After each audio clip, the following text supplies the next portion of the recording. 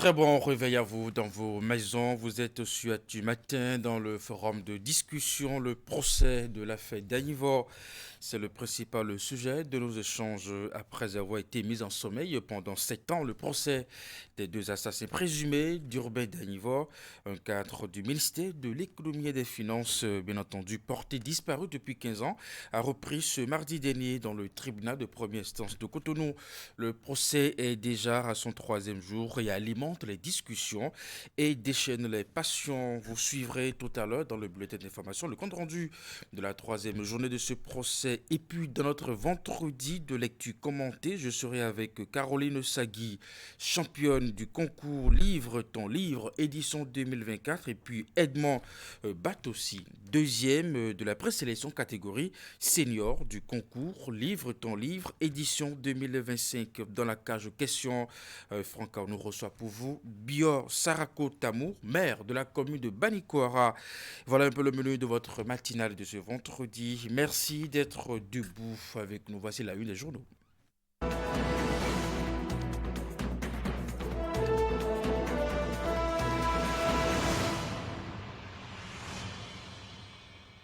Ce qui fait à présent l'actualité à la une des journaux ce matin, on commence par le quotidien Fraternité, loi portant cadre juridique de la chefferie traditionnelle. La large majorité des députés approuve la quintessence de la loi sur la base de la période avant la colonisation.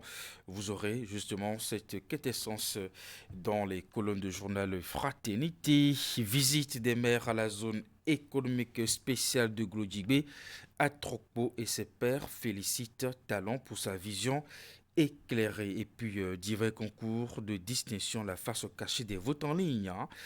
Vous avez aussi justement à la une du quotidien Fraternité un article sur le troisième jour d'audience de l'affaire d'Anivor, expertise médico-légale et divergence sur la découverte du téléphone de la victime. Et puis avec l'événement précis, tribunal de première instance de Cotonou, des dépositions contradictoires s'enchaînent au procès d'Anivor élection 2026. Voici pourquoi justement la parution, l'opposition proteste contre la non-relecture du code électoral et puis renforcement des relations. Arnaud Akapo échange avec les ambassadeurs d'Allemagne et d'Égypte. Palais de la Marina, Talon reçoit les lettres de créance de 10 nouveaux ambassadeurs. Nord-Sud quotidien, procès d'Anivor, Gansé demande à Yahi de laver son honneur. Publie le journal Nord-Sud quotidien et puis diplomatie, Talon reçoit 10 nouveaux ambassadeurs. Et puis avec l'économiste Blaise Arwanchede présente les défis et enjeux du FONI 2025 à Cotonou. Tendance de la concurrence, les régulateurs intensifient leurs efforts. Le quotidien du service public de la nation à présent, remise des lettres de créance au chef de l'État, 10 nouveaux ambassadeurs s'installent justement et puis vote de la loi sur la chefferie traditionnelle, 16 royaumes reconnus au total au Bénin. Et puis, rencontre entre le président du CES et la grande chancellerie, des discussions autour du profil du citoyen modèle. Le quotidien Le Meilleur, journée africaine de l'alimentation scolaire, la 10e édition célébrée mardi dernier à Djidja, et puis adoption à l'Assemblée nationale de la loi portant cadre juridique de la chefferie au Bénin. Voici les 16 royaumes, 80 chefferies supérieures et 10 chefferies coutumières reconnues officiellement au Bénin. Et puis organisation du pèlerinage de la Mecque Hajj édition 2025, le gouvernement alloue une subvention de 710 millions aux pèlerins béninois pour leur séjour en Arabie Saoudite. Le journal La Croix à présent, service 5G au Bénin, quel effet sur la santé des populations. Martin Libre à présent, discipline sportive, handball, décès de Serge Akapo, Sédiko Karimon pleure un collaborateur dévoué puis expérimenté, diplomatie béninoise à Goncan après le bâton, la carotte, et puis journée internationale des droits des femmes, Enabel initie un forum sur l'égalité et l'autonomisation des femmes. Et puis mettre en lumière le modèle industriel béninois. La GDIZ sera présentée à Osaka 2025. Le matin, à l'Assemblée nationale, vote de la loi sur la chefferie traditionnelle, 16 royaumes, 80 chefferies supérieures et 10 chefferies coutumières reconnues au Bénin. Et puis justement, le Bénin à l'exposition universelle Osaka 2025, une ambition culturelle et économique. L'autre quotidien à présent, suite de l'affaire dite d'Enivor, le procès pourrait encore durer longtemps, nous informe le journal L'autre quotidien. Lutte contre la torture au Bénin, la création du mécanisme national de prévention salué par un organisme de l'ONU.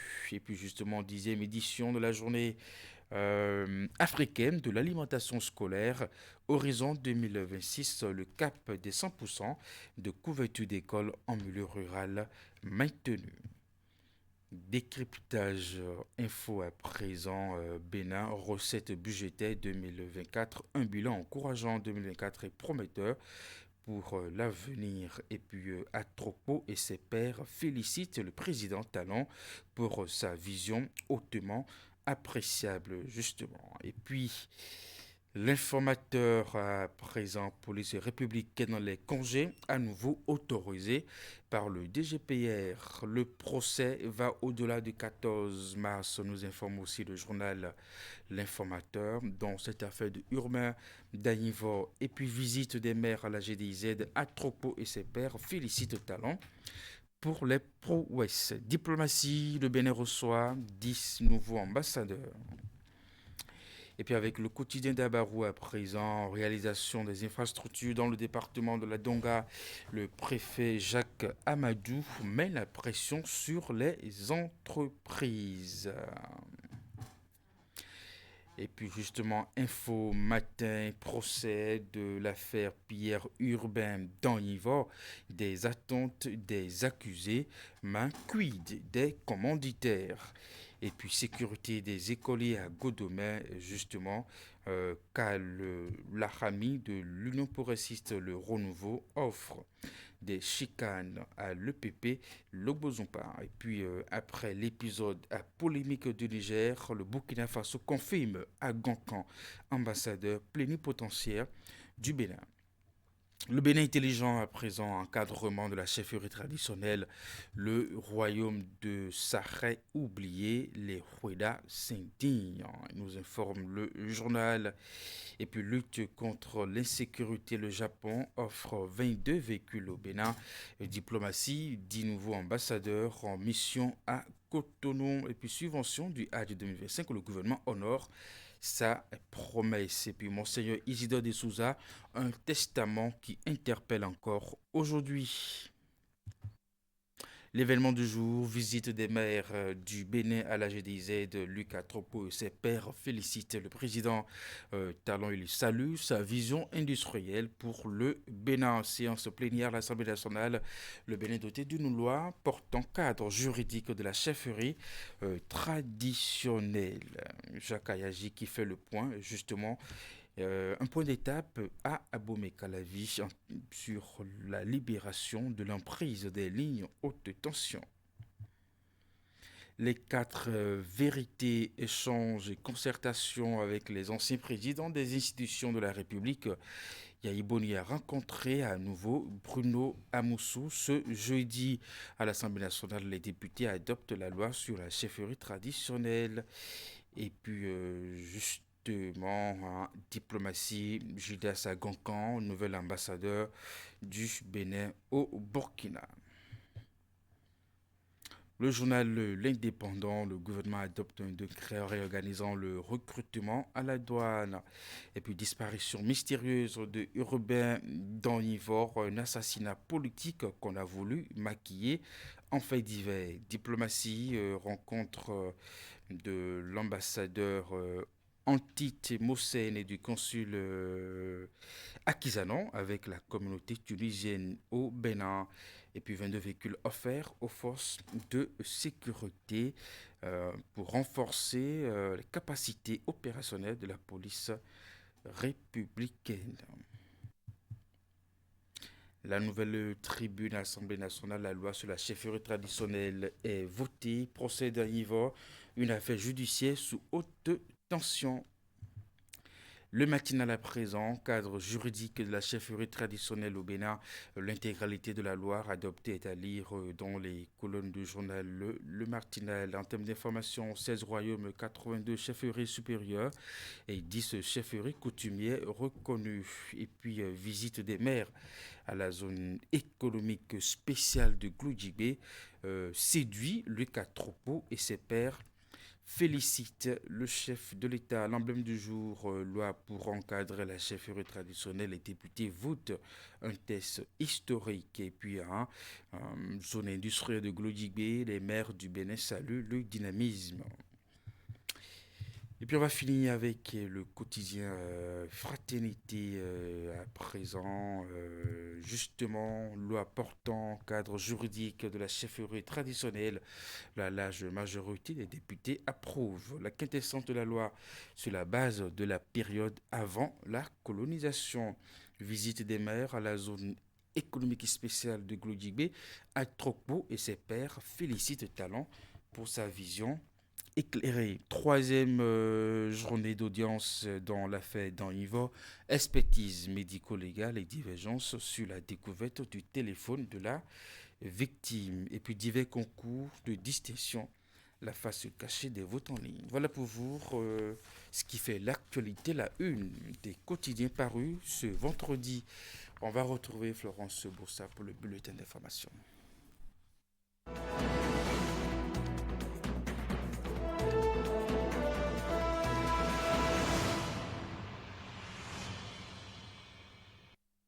Dans le sommaire de votre bulletin d'information, des dizaines de jeunes outils à s'autonomiser grâce au montage de projets pour l'accès aux droits sexuels, à la santé sexuelle et reproductive. La formation s'est déroulée à Natitengu sur initiative du ministère des Sports, ensemble avec le Fonds des Nations Unies pour la population. La coopération luxembourgeoise a financé cette session d'une semaine et puis des vivres et équipements aux musulmans en situation difficile en ce mois de Ramadan. Le don vient de la fondation Mohamed VI du nom du monarque marocain. La cérémonie de remise tenue ce mercredi est à suivre dans un instant. Florence Bossa, bonjour. Bonjour à vous Eric, bonjour à tous. Une cinquantaine de jeunes suivent depuis ce mardi dernier à Ditingu une session de formation sur l'autonomisation pour l'accès aux droits sexuels et à la santé sexuelle et reproductive. Cette session de 5 jours de formation est initiée par le ministère des Sports en partenariat avec l'UNFPA. L'objectif étant de former ces jeunes en béninois au montage de projets pour l'accès aux droits sexuels et à la santé sexuelle et reproductive. Reportage. Ils sont tous porteurs de projets innovants sur l'autonomisation des jeunes. En provenance des différentes localités de l'Atakora et de l'Atlantique, ils ont été sélectionnés pour prendre part à cette deuxième cohorte de Bootcamp 2025 à Natitengu, initiée par le ministère des Sports en partenariat avec l'UNFPA sur financement luxembourgeois dans le cadre du projet d'autonomisation des jeunes pour l'accès aux droits sexuels et à la santé sexuelle et reproductive. En s'associant à cette activité, le ministère des Sports marque son engagement à accompagner ce projet d'autonomisation des jeunes pour l'accès aux droits sexuels, à la santé sexuelle et reproductive. Ceci apparaît à nos yeux comme un modèle parfait d'autonomisation et de résilience des jeunes femmes et jeunes hommes au Bénin. C'est une illustration parfaite de la convergence de vision des partenaires techniques et financiers avec le gouvernement du président Patrice Talon. La présente session de formation, prévue pour durer 5 jours, s'inscrit dans la vision et la volonté du gouvernement de garantir à la jeunesse un accès équitable aux opportunités d'autonomisation, contribuant ainsi au développement inclusif et durable. Une vision largement partagée par l'UNFPA. Loin de Nati Tengou, son représentant résident adresse un message à la jeunesse par visioconférence. Chers jeunes, vous êtes l'avenir du Bénin. À travers ces bootcamps, nous vous offrons non seulement du savoir, mais aussi un accompagnement vers la concrétisation de vos idées et projets. Je vous encourage donc à profiter pleinement de ces bootcamps, à être curieux, engagés et solidaires. Des thématiques diverses et variées portant sur l'entrepreneuriat social, la gestion financière, les violences basées sur le genre et la cohésion sociale feront l'objet de communication au cours de ces assises. Vous aurez à recevoir bien sûr des messages, mais qu'importe, sachez que c'est un rendez-vous du donner et du recevoir. Booster le potentiel entrepreneurial des jeunes pour leur propre autonomisation, tel est l'enjeu principal de ce rendez-vous de Nati Tengou à terme. Chaque récipiendaire devra défendre un projet impactant sur sa communauté pour être éligible et bénéficier d'un financement de l'unité d'équipement des Nations Unies. On revient à Cotonou. Le président du Conseil économique et social a rendu une visite de courtoisie à la vice-présidente de la République, Mariam Chabita Tazime Yerima. Cette rencontre vise à renforcer la collaboration entre les deux institutions et à faire le point des sujets clés. Voir comment, avec la grande chancelière, nous pourrions travailler ensemble pour remplir nos missions, mais également l'accompagner à remplir les siennes, pour qu'ensemble nous puissions faire en sorte que les enfants de la République puissent construire le pays. Bien entendu, nous n'avons pas hésité à identifier les éléments qui nous paraissaient au-delà des missions que nous avions chacun, donc les éléments qui pouvaient être plus pointus, plus spécifiques. Donc je peux vous parler des deux. Nous allons faire en sorte qu'elle puisse accéder aux pépites de la République qui sont les plus loin possible dans les confins de notre pays, ou dans les territoires les plus reculés de notre pays, et partout donc. Ça, c'est un élément important, donc pouvoir accompagner le choix des gens qui peuvent avoir des distinctions relève d'un outil pour nous qui va être important dans la mesure où les gens vont nous poser des problèmes quand on va les rencontrer. Et par le dialogue que nous allons avoir avec eux, on saura justement quelle est la portée de leurs actions pour pouvoir leur donner de la visibilité et les accompagner. Au-delà de ça, vous savez aussi que nous sommes en tant que Conseil économique et social, donc avec toutes les autres attributions liées à la partie technique et environnementale, nous sommes également ceux qui serions capables d'accompagner des initiatives sociales ou productrices. C'est pour ça d'ailleurs qu'au sein du CES, nous avons les différentes chambres qui sont représentées. Je pense qu'il faut s'attendre à ce que dans les jours qui viennent, nous soyons des acteurs forts pour valoriser notre patrimoine, le patrimoine culturel. Et en cela, la grande chancelière est l'une des ambassadrices du pain tissé de chez nous. Je voudrais aussi l'être un peu. Et je pense qu'arriver à identifier des ambassadeurs ou des ambassadrices qui font la valeur de notre travail, la valeur du travail de nos acteurs producteurs à différents niveaux, c'est très important pour continuer à bâtir notre pays, pour que le Bénin soit reconnu à l'international comme étant une pépite parmi les pays, comme étant un beau pays, un grand pays.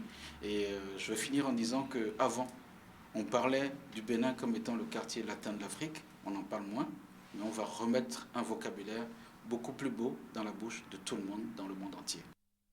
Après l'expérience de Dubaï en 2020, le Bénin sera au rendez-vous de l'exposition universelle Osaka 2025 à partir du 13 avril prochain. L'annonce a été faite officiellement cette semaine par le ministre du Tourisme, de la Culture et des Arts lors d'une conférence de presse. Le but de ce projet est de vendre le Bénin au plan culturel, touristique et économique. Hugues Vingui.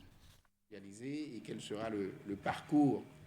Plus de 160 pays participants, 28 millions de visiteurs et plus de 8000 événements prévus.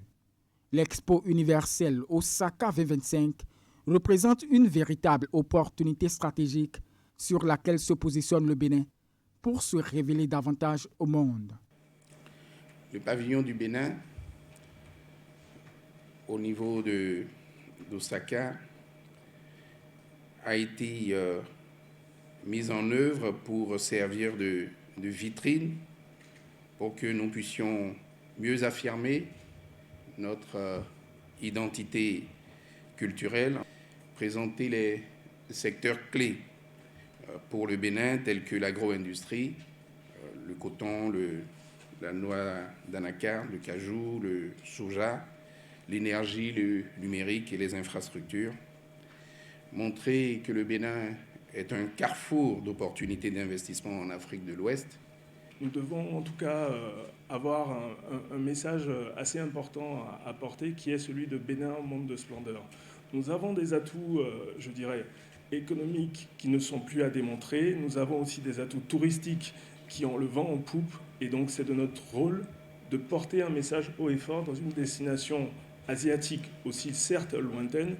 Benin Horizons, a journey of culture and opportunities.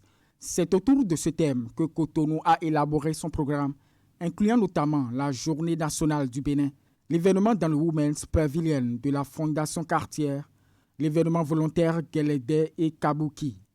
Au cours de ces rendez-vous, les visiteurs auront la possibilité de découvrir les filières stratégiques de la GDZ, un cadre attractif pour les investissements et les produits d'exportation emblématiques du Bénin, tels que l'ananas pain de sucre et la noix de cajou.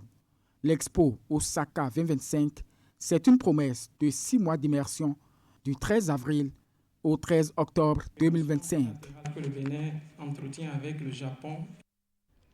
Le média en ligne Bénin Web TV est suspendu par la Haute Autorité de l'Audiovisuel et de la Communication.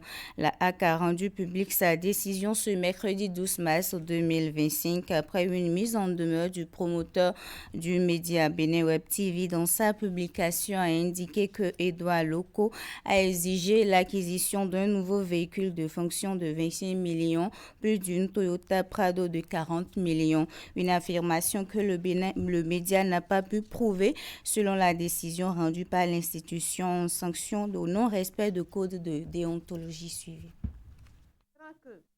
Dans ces articles publiés les 21 et 23 janvier 2025, le média en ligne Bénin Web TV a fait des allégations tendant à faire croire que la HAC a défendu des chiffres erronés à la commission budgétaire de l'Assemblée nationale le 27 novembre 2024, considérant que lors de la présentation de son projet de budget exercice 2025, la HAC n'a défendu aucun chiffre erroné et que son président n'a jamais exigé un autre véhicule de fonction, considérant que, sans attendre la notification de la décision numéro 25009/HAC du 11 mars 2025, lue devant lui, M.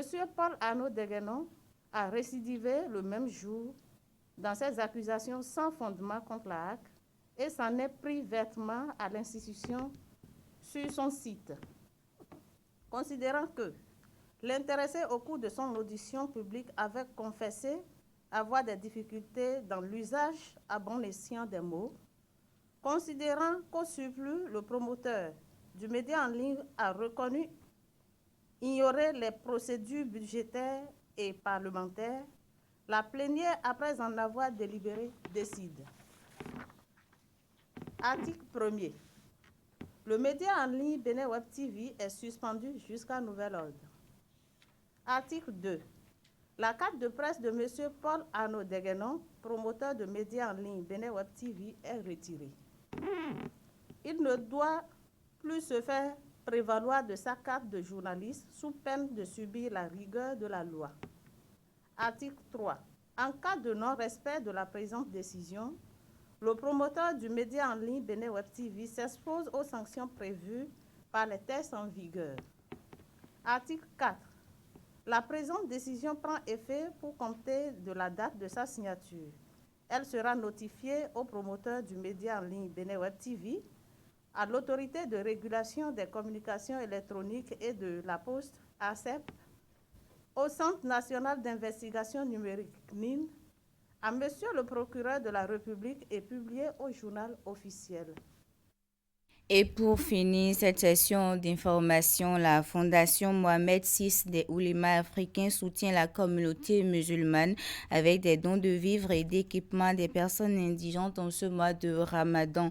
Le geste de solidarité s'inscrit dans le cadre d'un projet de plus de 6 millions de francs CFA exécuté par la section Bénin de cette fondation créée par le roi Mohamed VI du Maroc. La cérémonie de remise de dons s'est déroulée dans la mosquée Sensad le Bélier à Cotonou. Pour ce mois de Ramadan, 50 personnes indigentes reçoivent un lot de vivres de la part de la Fondation Mohamed VI des oulémas africains. Un acte de générosité et de solidarité du roi du Maroc qui a décidé de porter assistance aux démunis du Bénin durant ce mois béni. Aujourd'hui, nous sommes ici à Cotonou, dans l'une des grandes mosquées de Cotonou. Et à travers cela, nous allons maintenant distribuer 50 kilos de vivres à 50 familles.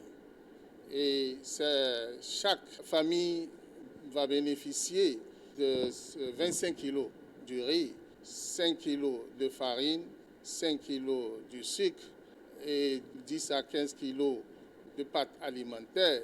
Et tout ceci, c'est dans le cadre des activités de la Fondation. Ce don de vivres s'inscrit dans le cadre des activités d'un projet de la Fondation Mohamed VI exécuté au Bénin et estimé à plus de 6 millions de francs CFA. Très émus par ce geste, les bénéficiaires se confondent en remerciements et prières. Ce grand cadeau de la Fondation vient nous soulager au cours de ce mois béni de Ramadan. Je prie Allah subhanahu wa ta'ala de les accompagner dans leur projet. Ce que j'ai eu aujourd'hui, je ne m'y attendais pas et Allah va les récompenser. Que Dieu accepte la Sadaka Fi Sabilillah comme vient de partager. Que Dieu augmente encore la richesse plus que ça. Que l'année prochaine, qu'on puisse prendre plus que ça là. Au-delà des vivres, 10 machines à coudre ont été également distribuées à certaines personnes. Une manière de leur permettre de gagner leur pain quotidien. Cette machine, ça va vraiment changer ma vie. Je suis tellement satisfaite. Que Dieu rembourse. Les mots me manquent. Vraiment, merci. Double merci à vous. Nous profitons de cette occasion pour prier Allah subhanahu wa ta'ala pour le roi, qu'Allah lui accorde la santé, qu'Allah augmente sa santé, qu'Allah l'assiste dans tout ce qu'il fait pour la communauté musulmane à travers le monde et pour le monde tout entier. La Fondation Mohamed VI est créée depuis quelques années sur fonds propres par le roi du Maroc, Mohamed VI. En dehors de Cotonou, les membres de la section Bénin étaient mardi dernier dans la commune de Sakété pour faire don à 50 patients à l'hôpital de zone. Ils ont ensuite tenu une conférence au cours de laquelle plusieurs participants ont également bénéficié de leur générosité. Eric, c'est la fin du bulletin d'information. Merci à vous, Florence Bossa. Nous souhaitons une très bonne journée de jeûne à toute la communauté musulmane. Nous allons suivre à présent la rubrique sport.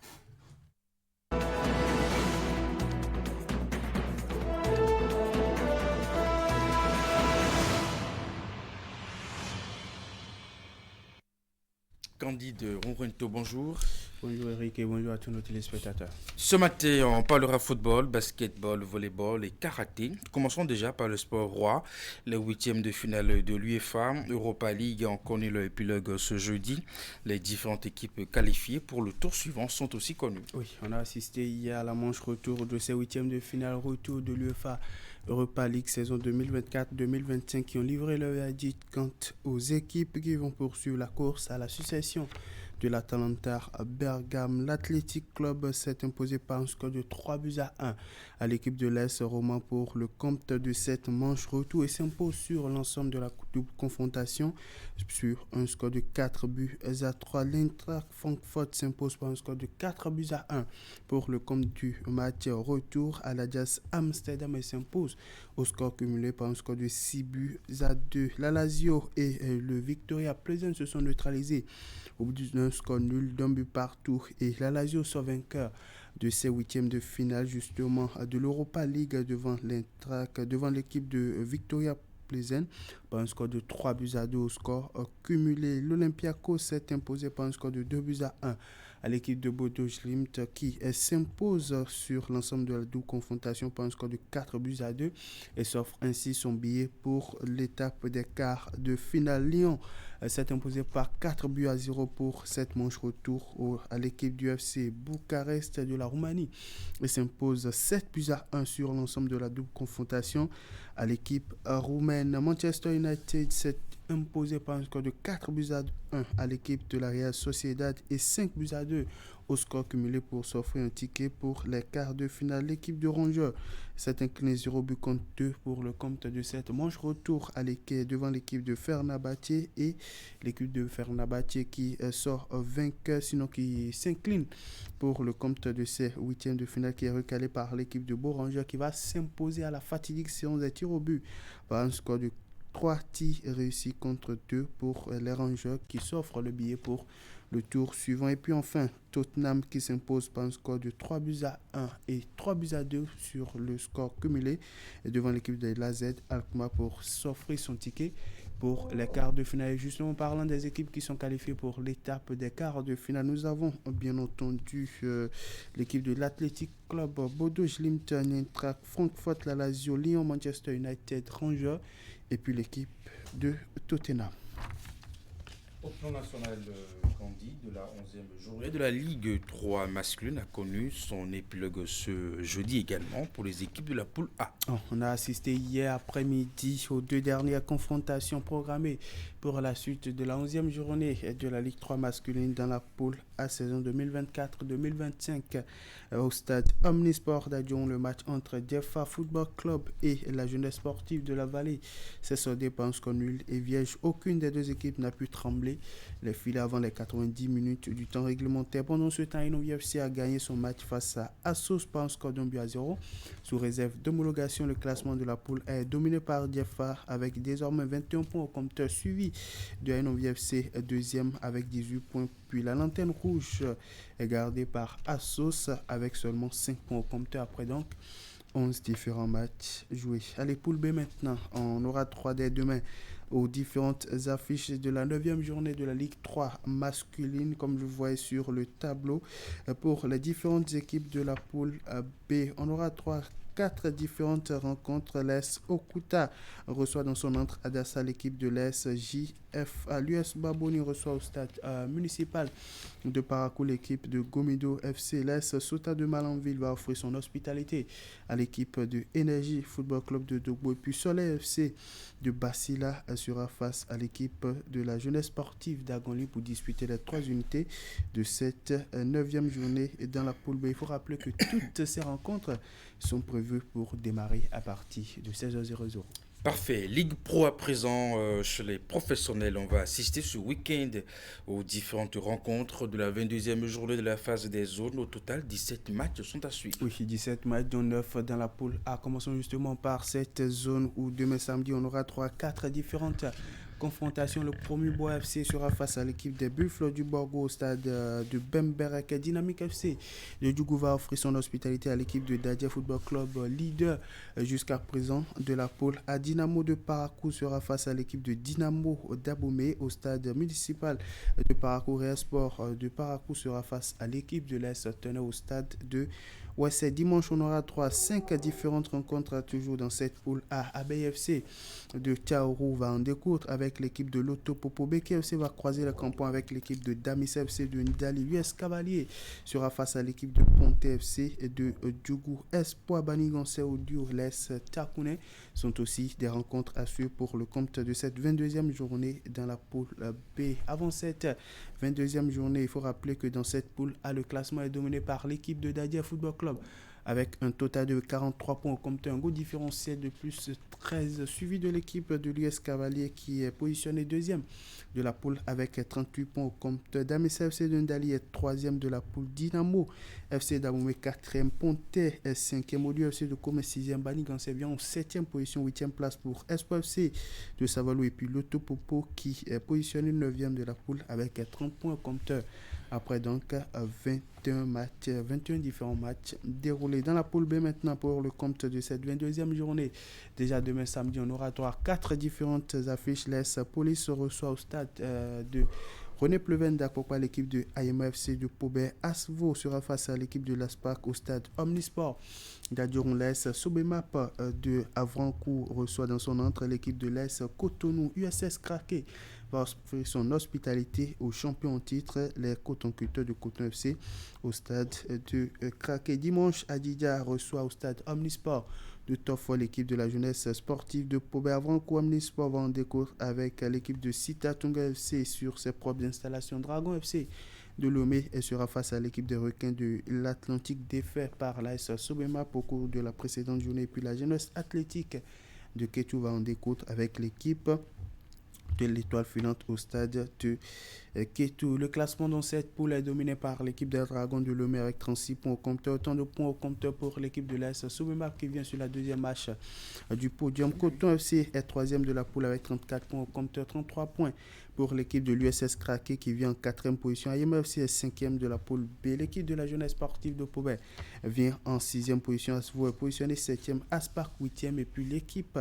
de l'AS Police qui vient en 9e position donc dans cette poule. Eric. Amazon U17 à présent, dans le cadre de la manche retour du deuxième tour des éliminatoires de la Coupe du Monde féminine U17, et les Amazones du Bénin vont rallier Kinshasa au cours de la journée de ce vendredi. Et c'est bien cela au lendemain de leur victoire 2-0 au match aller à Lomé au Togo. Les filles de Isa Zonsou ont poursuivi les séances d'entraînement en prélude à la manche retour prévue pour dimanche en terre congolaise, bien entendu, pour cette manche retour qui va se dérouler en République démocratique du Congo. Ainsi, sous la conduite du staff technique, elles se sont encore entraînées hier après-midi au stade municipal de Lomé pour procéder au dernier réglage avant le départ pour la capitale congolaise où elles auront à affronter dimanche prochain les Léopards dames U17. La délégation béninoise quitte Lomé ce vendredi à partir de 13h45 et est attendue à Kinshasa aux environs de 18h. À noter que le match retour est prévu pour dimanche au stade de Mati de Kinshasa. Bonne chance aux Amazones qui, avec un nouveau succès ou une défaite 1-0, sont directement qualifiés pour le 3e et dernier tour de ces éliminatoires, comptant pour le mondial féminin U17 de 2025.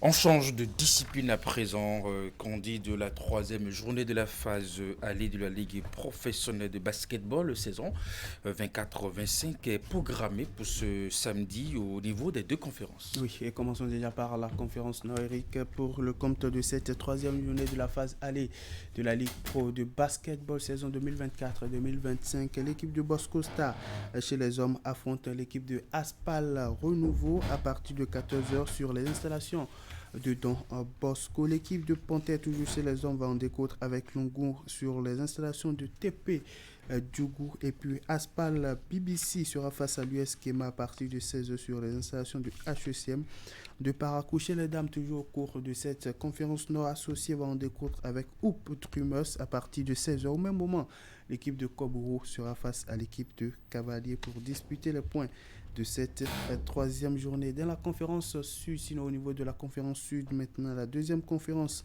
du championnat, l'équipe de Renaissance BBC chez les hommes sera face à l'équipe de l'ASPAC BBC à partir de 14h sur les installations de Dédoko. Et l'Ancoton BBC reçoit dans son entre à Ouida l'équipe de Avrancourt toujours à 14h. Et puis l'équipe de Énergie BBC reçoit sur ses propres installations l'équipe de AOL BBC. Chez les dames, les deux rencontres prévues pour le compte de cette 3e journée au niveau de la conférence sud verront justement l'équipe de Renaissance BBC et affronter celle de Aspac BBC. Et l'Ancoton BBC sera face à l'équipe de Énergie BBC donc à partir de 16h au stade Omnisport de Ouida. Et puis au volleyball, on va assister ce week-end aux différentes rencontres de la 6e journée de la phase aller de la Ligue professionnelle. Oui, et pas mal de rendez-vous à prendre ce week-end. On s'intéresse maintenant au volleyball, comme vous l'avez dit. Chez les dames, déjà demain samedi, on aura 3-2 différentes rencontres. L'équipe du MSC sera face à celle de Énergie VBC à partir de 9h sur les installations du stade de Paraco, l'équipe de Jiba Omnisport va en découdre avec la JSPA à partir de 10h sur l'installation de Porto Novo. Dimanche, Amazon sera face à l'équipe de la JSPA à 9h.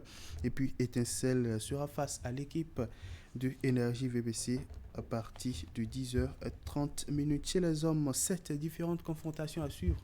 Ce week-end, déjà demain samedi, on aura trois différents matchs. MSC va en découdre avec Énergie à Niki à partir de 14h00. Au même moment, Jiba Omnisport sera face à l'équipe de la JSPA au stade de Porto Novo. Étincelle va en découdre avec l'équipe de finance dès qu'il sonnera 15h. Puis dimanche, on aura 3-4 différentes rencontres. Je le disais, Étincelle va en découdre avec Énergie à partir de 9h. Une heure plus tard, l'équipe du MSC sera sur les installations du stade de Niki pour affronter Finance VBC. Adidas, à partir de 10h30, sera face à l'équipe de Osta. Et puis, la dernière rencontre de cette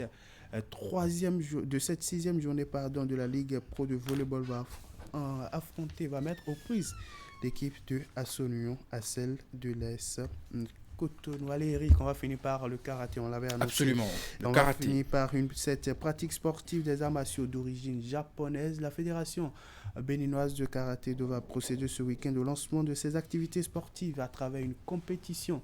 Il s'agit justement de cette compétition dénommée la Coupe de l'ambassadeur du Japon qui est à sa 2e édition. Cette année, c'est une compétition à l'instar d'un Open qui va réunir hors des Aloisiers Sports de Cotonou les athlètes seniors, hommes et dames des différentes ligues de la fédération. L'épreuve retenue cette édition est le kumité et puis le kata se fera tout juste en démonstration. Je vais vous proposer ici de suivre un extrait qui revient sur la particularité de la compétition et surtout le contenu à découvrir. Donc cette compétition va réunir les catégories seniors dans les deux sexes, les dames et les hommes.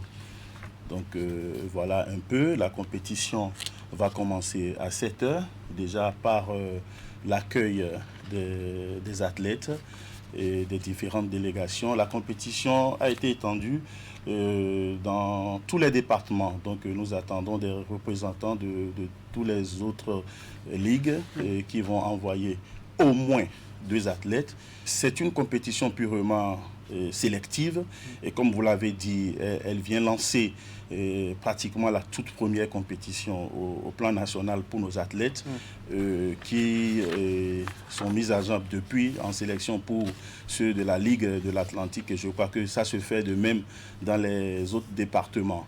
Et puisque c'est une compétition sélective, c'est-à-dire que nous avons axé les demandes d'athlètes qui vont participer à cette compétition sur ceux qui vraiment ont des potentiels et qui déjà qui peuvent faire valoir quelque chose de vraiment concret au niveau national. Et c'est une politique de détection et de la direction technique nationale aussi parce qu'il y aura des coachs, il y aura des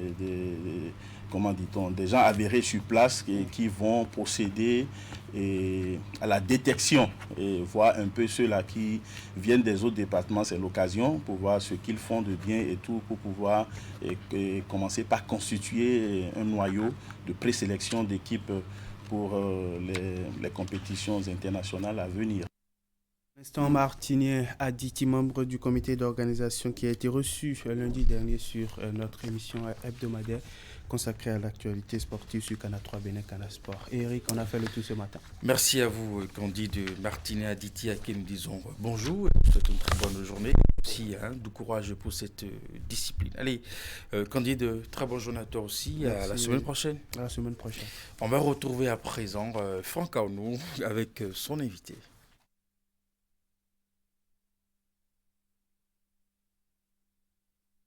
Vous aimez quand c'est chaud et généreux? Dis-moi tout. Canal+ met du piment dans votre télé.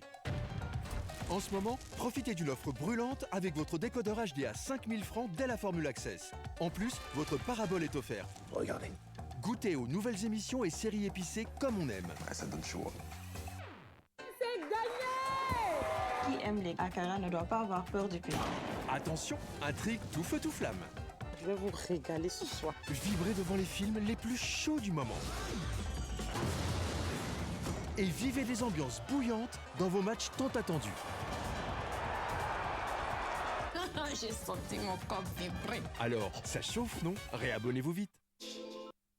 Vous aimez quand c'est chaud et généreux? Dis-moi tout. Canal+ met du piment dans votre télé. En ce moment, profitez d'une offre brûlante avec votre décodeur HD à 5000 francs dès la formule Access. En plus, votre parabole est offerte. Regardez. Goûtez aux nouvelles émissions et séries épicées comme on aime. Ah, ça donne chaud. C'est gagné! Qui aime les akara ne doit pas avoir peur du piment.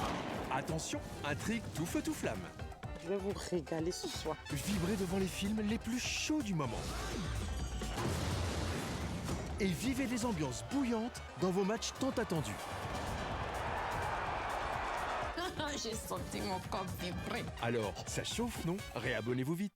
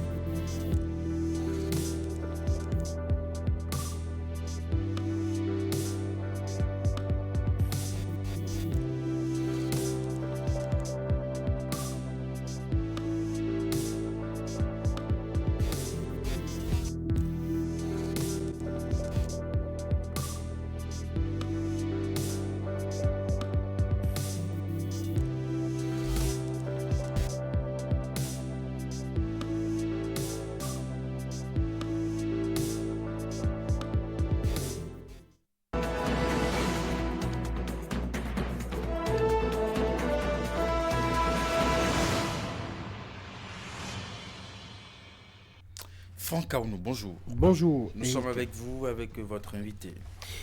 Bior Sarako Tamou, bonjour. Bonjour, monsieur Franck. Vous êtes le maire de Banikwara, c'est une commune du département de la Liborie, et vous êtes également le premier vice-président de l'Association nationale des communes du Bénin, ANCB. L'ANCB, justement, qui a organisé une expédition des maires au niveau de la zone industrielle de Glodjigbe à la GDZ. Quel est l'objectif de cette expédition?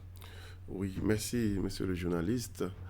Il faut dire que l'ANCB a tenu sa première session du Conseil national les 12 et 13 mars 2025. À la suite de cette session, le président a décidé que les membres du Conseil national de l'ANCB puissent visiter la zone industrielle de Glodjigbe. Visiter la zone industrielle de Glodjigbe pour permettre aux maires, aux 40 maires membres du Conseil national de l'ANCB de voir ce qui se fait à Glodjigbe. Nous sommes allés et nous avions vu. Voilà. Justement, qu'est-ce que vous avez vu, monsieur Biosara Kontabou? Nous avions vu de très bonnes choses. Nous avions vu des usines en train de fonctionner. Nous avions également vu des usines en cours de réalisation au niveau de la zone industrielle de Glodjigbe. Parlant des usines qui fonctionnent, nous avions pu visiter les usines de transformation du coton. Nous avions vu des usines de filature, donc le coton béninois qui est transformé en fil. Nous avions vu également des usines de fabrication de tissus. Le coton fibre qui est transformé en tissu ici au Bénin. Et toujours sur le coton, nous avions vu des usines de confection de vêtements. Nous avions vu des vêtements, nous avions vu des draps, nous avions vu beaucoup d'autres articles issus du coton. Et pour nous qui sommes cotonculteurs, c'est une fierté pour nous de voir notre coton, une partie de notre coton transformé au Bénin sur place et utilisé également au Bénin et même exporté à l'international. Au-delà des usines de transformation de coton, nous avions vu des usines de transformation de noix de cajou. Nous avions vu des usines de transformation de soja. On a vu, et ça nous a étonné, une usine de fabrication de carreaux. Une usine de fabrication de carreaux. Nous avions vu beaucoup d'autres usines en cours de réalisation. Il y a une usine qui va fabriquer les perruques des femmes dans peu de temps. Nous avions vu également une usine de fabrication de la provende et une usine de fabrication de l'aliment bétail. Il y a eu beaucoup de bonnes choses à Glodjikbé. La quantité de jeunes, de la main-d'œuvre qui est utilisée là-bas ne vous a pas impressionné? J'en viens. Je suis en train d'abord de parler des usines que nous avions visitées. Il y a beaucoup d'installations techniques, tout. Mais au-delà de ces usines, nous avions vu des milliers de jeunes en train de travailler pour ces usines-là. Le directeur général nous a parlé de 14 000 emplois créés, mais quand nous sommes allés à l'intérieur, on a eu comme l'impression que c'était plus de 50 000. Parce qu'il y a beaucoup de jeunes, et des jeunes venant de toutes les communes. J'ai vu une centaine de jeunes de la commune de Banikwara sur le site, sur la zone, au niveau de la zone industrielle de Glodjikbé. C'est pour dire que cette initiative du gouvernement est en train de créer des opportunités d'emploi à la jeunesse béninoise. Et c'est quelque chose à saluer.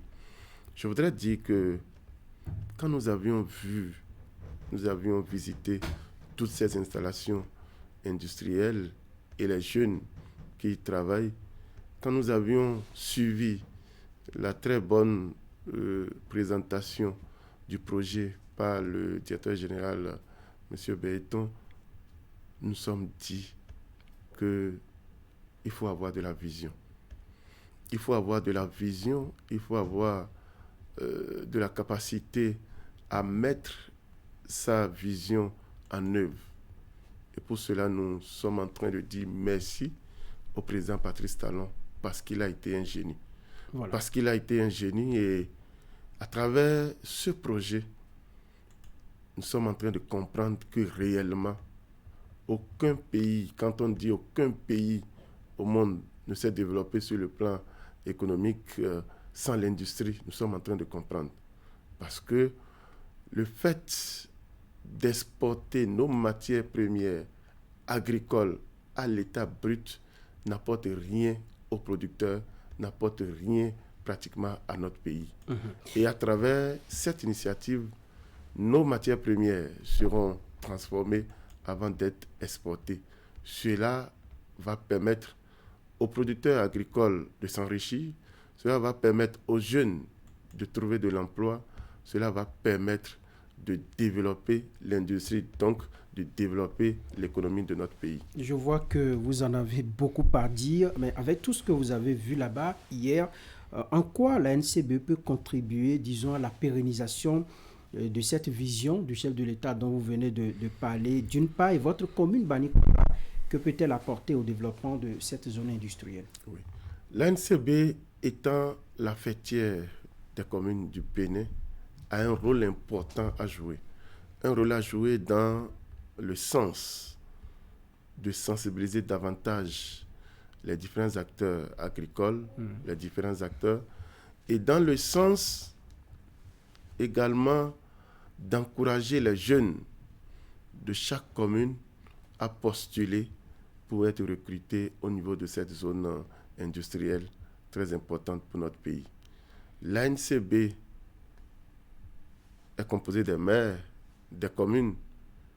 Donc l'ANCB a un grand rôle à jouer pour que, au niveau de toutes les collectivités locales du Bénin, que les membres des conseils communaux puissent visiter aussi cette zone industrielle.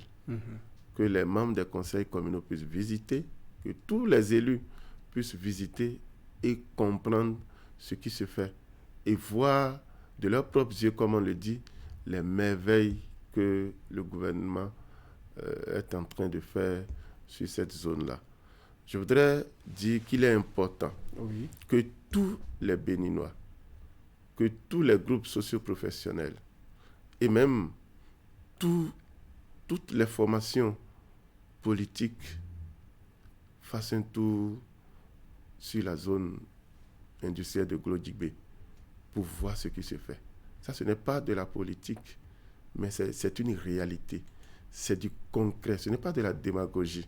Lorsqu'on y va, on touche du bout des doigts la réalité. On touche la réalité de l'industrialisation du Bénin.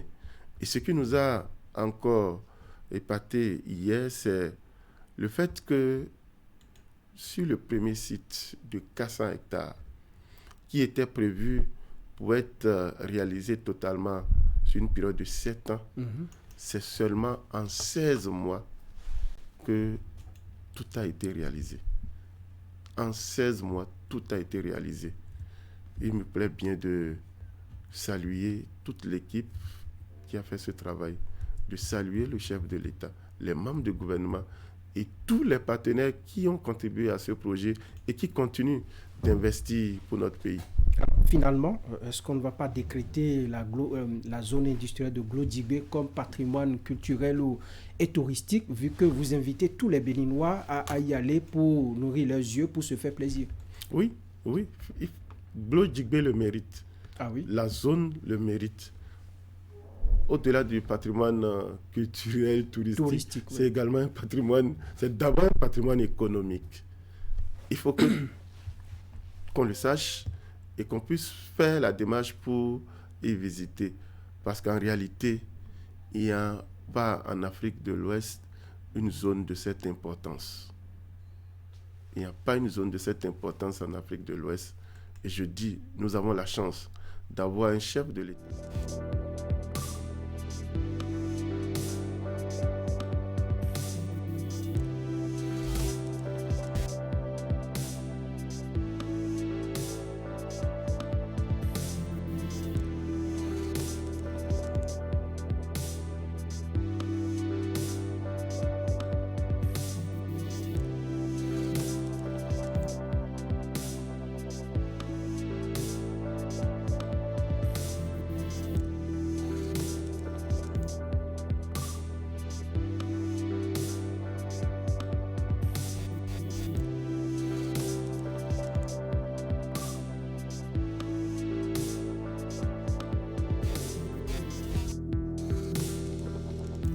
Eh bien voilà, quelques petits soucis par ici, mais on est revenu, tout est rentré dans l'ordre. Monsieur le maire, je vous faisais la question. Finalement, il faut décréter la zone industrielle de Glodjibé comme étant un patrimoine culturel et touristique, vu que vous invitez tous les Béninois à y aller pour visiter les installations, pour nourrir leurs yeux et pour se faire plaisir. C'est exactement ça. Au-delà même d'un patrimoine culturel et touristique, Glodjibé est d'abord un patrimoine économique. C'est une chance pour le Bénin d'avoir cette zone, d'avoir d'abord un chef de l'État qui a cette grande vision, cette noble vision d'industrialiser son pays. Et aujourd'hui, la zone industrielle est la première dans notre sous-région. Il faut qu'on s'en félicite. Il faut qu'on félicite le président Patrice Talon, tout son gouvernement et tous les investisseurs qui ont eu confiance au Bénin. Parce qu'aujourd'hui, le Bénin, grâce à la gouvernance du président Patrice Talon, est quand même une terre admirée par les différents investisseurs. Je voudrais dire qu'il n'est pas normal que, étant béninois, vivant sur le territoire national, qu'on ne visite pas cette merveille du gouvernement, cette merveille nationale qu'est la zone industrielle de Glodjibé. Et pour ceux qui ne sont pas au Bénin, lorsqu'ils viennent, que ce soit des Béninois, lorsqu'ils viennent, il faut qu'ils fassent un tour pour voir qu'au Bénin, plus précisément à Glodjibé, l'État béninois est en train d'industrialiser notre pays, est en train de créer, ou bien a déjà même créé une zone industrielle qu'il faut visiter. C'est très important. C'est très important pour nous, acteurs politiques. C'est très important pour le développement de notre nation. Allez, nous allons terminer cette entrevue par une question qui concerne Banikwara, votre commune, la diaspora de Banikwara vivant à Cotonou vous écoute, vous suit actuellement certainement. Qu'est-ce qui s'y fait actuellement de particulier en ce moment et qui mérite qu'on s'y attarde un tout petit peu? Non, Banikwara, tel que vous le savez, c'est la première commune productrice de coton. C'est également la première commune productrice de céréales.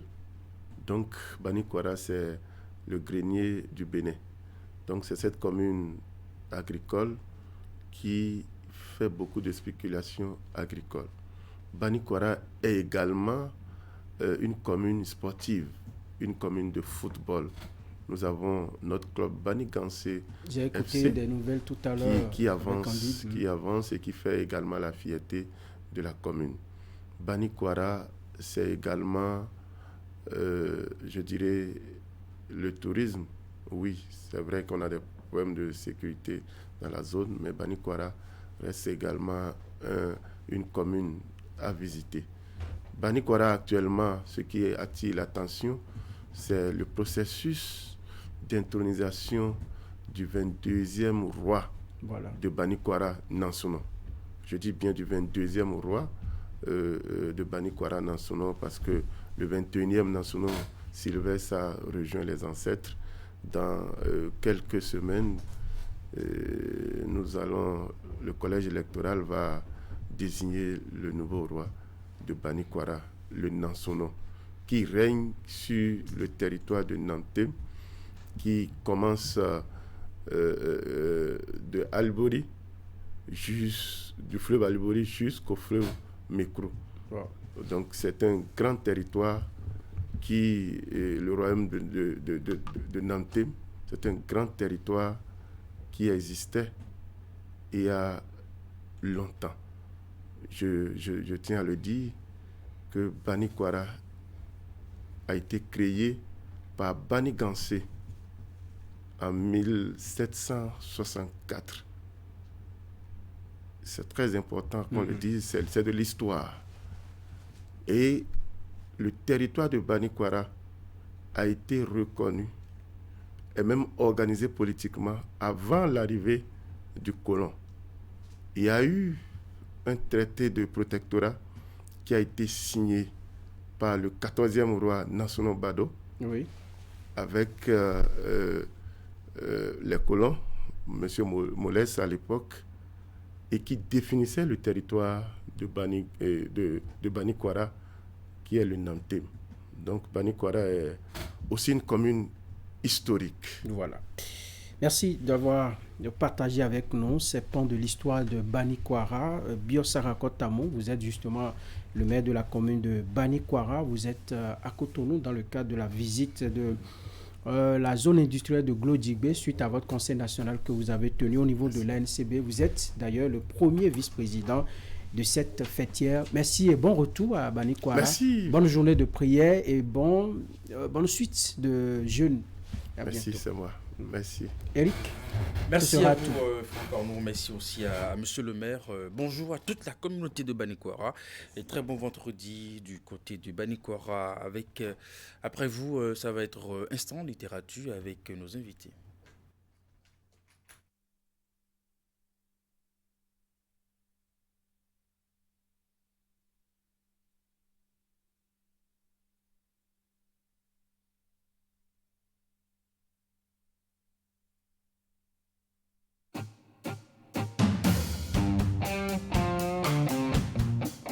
Bonjour à toutes et à tous et bienvenue dans votre rubrique Une date, une histoire. C'est bien sûr le 73e jour de l'année et nous célébrons Sainte Mathilde. Le 14 mars 1879, Albert Einstein, célèbre physicien et père de la théorie de la relativité, naît à Ulm, en Allemagne. Ses travaux, notamment sur la relativité restreinte et générale, ainsi que l'effet photoélectrique, lui valent le prix Nobel de physique en 1921. Son équation E égale à mc² est l'une des plus célèbres au monde.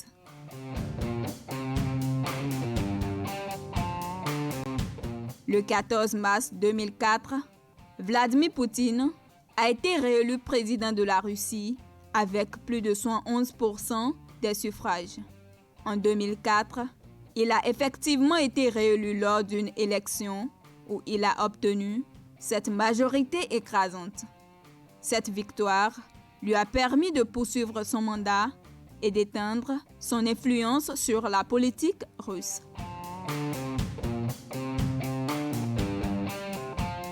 Le 14 mars 2018, Stephen Hawking, célèbre physicien théoricien, astrophysicien et cosmologiste britannique, décède à l'âge de 116 ans, laissant derrière lui un immense héritage scientifique, notamment ses travaux sur les trous noirs et la cosmologie.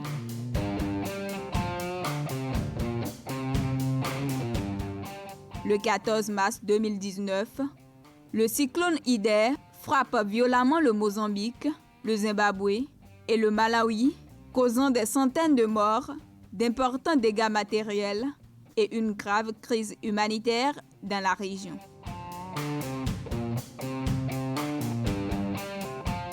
Le 14 mars 2022, la guerre en Ukraine se poursuit, entraînant de lourdes conséquences humanitaires et géopolitiques. Les bombardements et les combats intensifient la crise, provoquant des milliers de morts, des destructions massives d'infrastructures et le déplacement de millions de civils, tandis que la communauté internationale tente d'apporter une aide humanitaire et de négocier un cessez-le-feu. Une date, une histoire, c'est fini pour aujourd'hui. Merci de nous avoir suivis.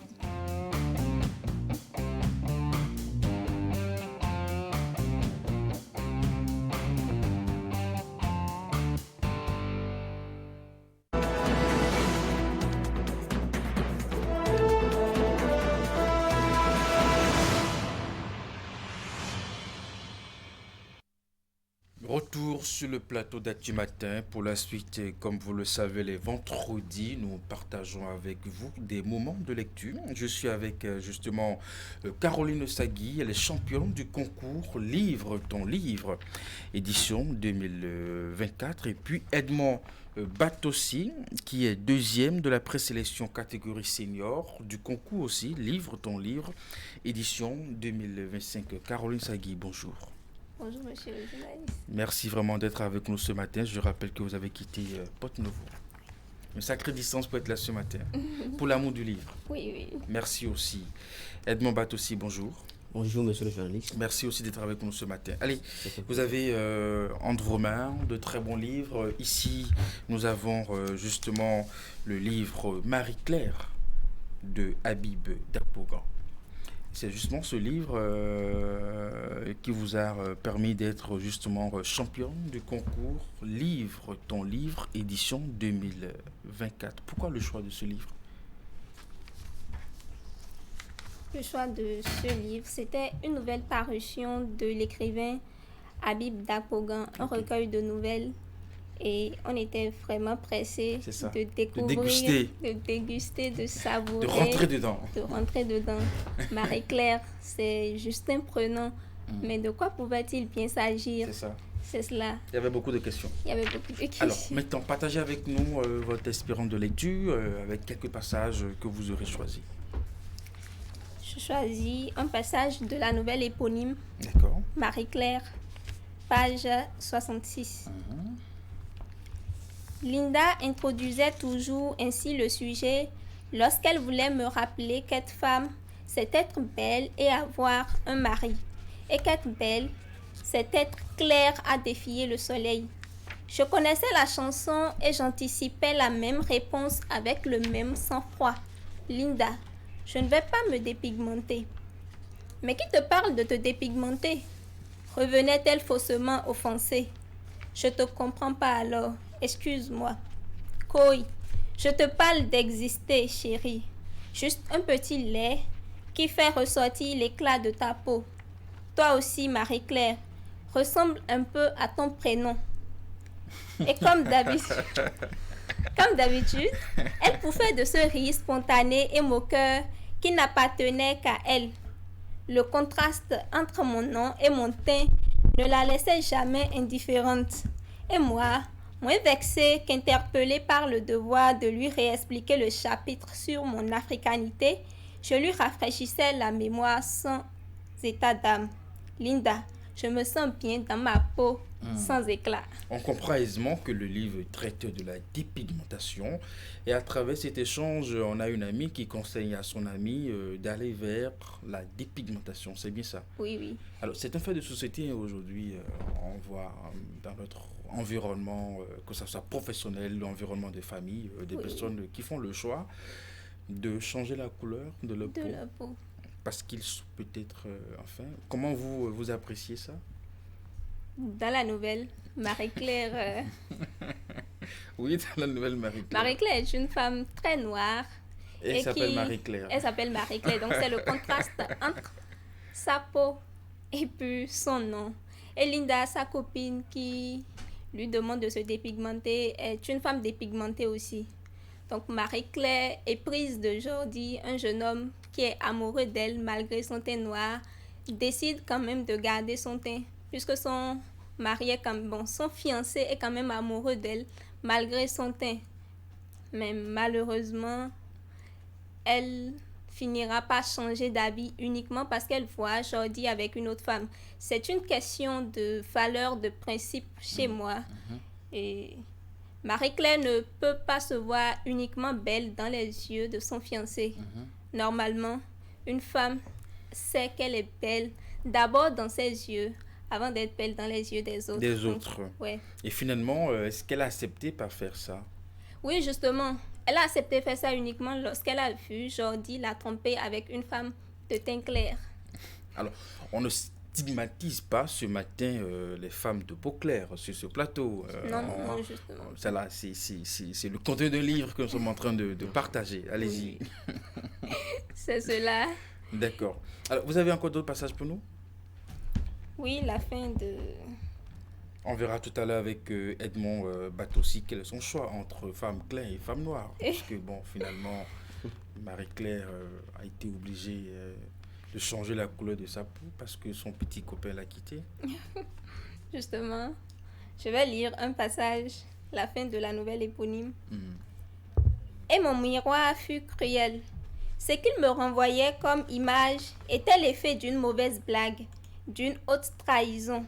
Ce que je vis était plutôt un masque rouge aux tempes roses, à la joue un peu vert, aux alentours du front, avec les commissures des yeux et des lèvres plissées, comme attaquées à la pince. Je n'étais pas claire, j'étais brûlée. Je n'étais pas femme. J'étais une créature mutante qu'il faudrait beaucoup de courage pour classer dans le rang des humains. Quelques mois plus tard, je fus identifiée sur une photo Facebook. Jordi s'était marié et la femme n'était pas Linda. Elle était noire. Alors là, elle est en train de tirer les conclusions. Oui, oui. Elle se qualifie comme une créature mutante parce qu'elle a complètement changé, c'est ça? Non, c'est plus que cela. Marie-Claire, lorsqu'elle a commencé par se dépigmenter, elle avait de plus en plus envie de ressembler à une blanche. Donc, elle changeait de produits, des produits encore plus forts que d'autres. Et finalement, elle a fini par se brûler le visage. Donc, elle regardait chaque fois son miroir. Et cette fois-là, lorsqu'elle a regardé le miroir lui renvoyait l'image d'une femme mutante. Donc elle a dit qu'elle n'était plus femme, qu'elle était une créature mutante. Défigurée, elle ne se reconnaissait plus. Elle ne pouvait même pas se reconnaître. Et encore, elle voit une photo de Jordi marié, mais à une femme noire. Finalement, la personne pour qui elle se donnait tout ce mal, finalement, s'est retrouvée avec une autre femme. Oui. Mais cette fois-ci, pas claire. Pas clair du tout, noire. Il disait qu'il appréciait bien sûr sa peau noire. Il a toujours apprécié. Mais elle n'était pas convaincue parce qu'elle avait vu quand même la tromper avec une femme de teint clair. Dépigmentée, bien sûr. La moralité, c'est de garder la couleur de sa peau. Oui, et de garder surtout ses valeurs. Allez, Edmond Batossi, vous avez en livre réveillé votre esprit optimiste. Ah mais dis donc, Cédric Akeribourou, je rappelle que le vendredi passé, avec mon invité, on avait feuilleté quelques passages. Je suppose que vous aussi, vous avez été inspiré à la lecture de ce livre. Par contre, vous êtes deuxième de la présélection catégorie senior du concours Livre ton livre, édition 2025 cette année, c'est ça? Bien sûr, bien sûr. Le processus évolue, n'est-ce pas? Ça se passe très bien. Le processus, oui, ça se passe très bien. Très bien, très bien. D'accord, parfait. Allez, partagez avec nous alors donc le contenu, enfin, les passages que vous avez aimés, inspirés ou qui vous ont peut-être inspiré. D'accord. Alors le tout premier, là je suis à la page 181. Ne considérez pas votre partenaire comme un objet qui vous appartient. Chosifier votre partenaire fera naître en vous des émotions comme la jalousie, la dépendance affective, le besoin constant de reconnaissance et pour finir la haine. Cela revient à nous transformer en un enfant qui ne veut pas partager son jouet et qui est en quête permanente d'attention. Votre partenaire n'est pas votre jouet. C'est un être qui est venu au monde libre pour accomplir sa légende personnelle. Et vous n'êtes pas un élément sur son parcours qui va lui faciliter l'accomplissement de son destin. Dans ces conditions, vous n'êtes qu'un accompagnateur, une aide, un conseiller et vice-versa. C'est un beau conseil. Voilà. Vous le pensez? Oui, je le crois. En plus. Je le crois surtout. Je le crois surtout. Je pense que dans le couple, c'est la complémentarité qui doit régner en fait. Il ne faut pas qu'il y ait de l'autoritarisme dans le couple. Parce que cela revient à réduire en fait l'autre partenaire, non plus en un sujet, mais plutôt en un objet. Et c'est, je crois, ce que M. Cédric Akeribourou essaie de nous faire comprendre. En tout cas, nous avons encore d'autres belles recettes de motivation dans ce livre. J'en ai lu quelques passages il n'y a pas longtemps. Allez-y, continuez. D'accord. Là, nous sommes à la page 116. Cédric, ici, M. Cédric Akeribourou essaie de partager avec les lecteurs 5 clés pour développer un mindset optimiste au quotidien et transformer une situation apparemment difficile en une situation digeste. Allez-y. La première clé, pratiquer la sérénité. Être en permanence dans un état serein s'obtient après plusieurs années de pratique. Celui qui aspire à devenir un optimiste forcené se doit de cultiver une attitude calme et posée en toutes circonstances. Ce n'est pas évident, mais ce n'est pas impossible. Cette première clé suggère d'accepter la situation apparemment désagréable qui se présente. Attention, je ne dis pas d'abdiquer ou de se soumettre, mais je parle simplement d'acceptation par opposition au déni. Ce dernier étant le refus de faire face à la réalité des choses. Il faut se dire, tout se produit pour une raison et ceci est là pour me venir en aide. Voltaire atteste même que il n'y a point de mal dont il ne naisse un bien. Page 116.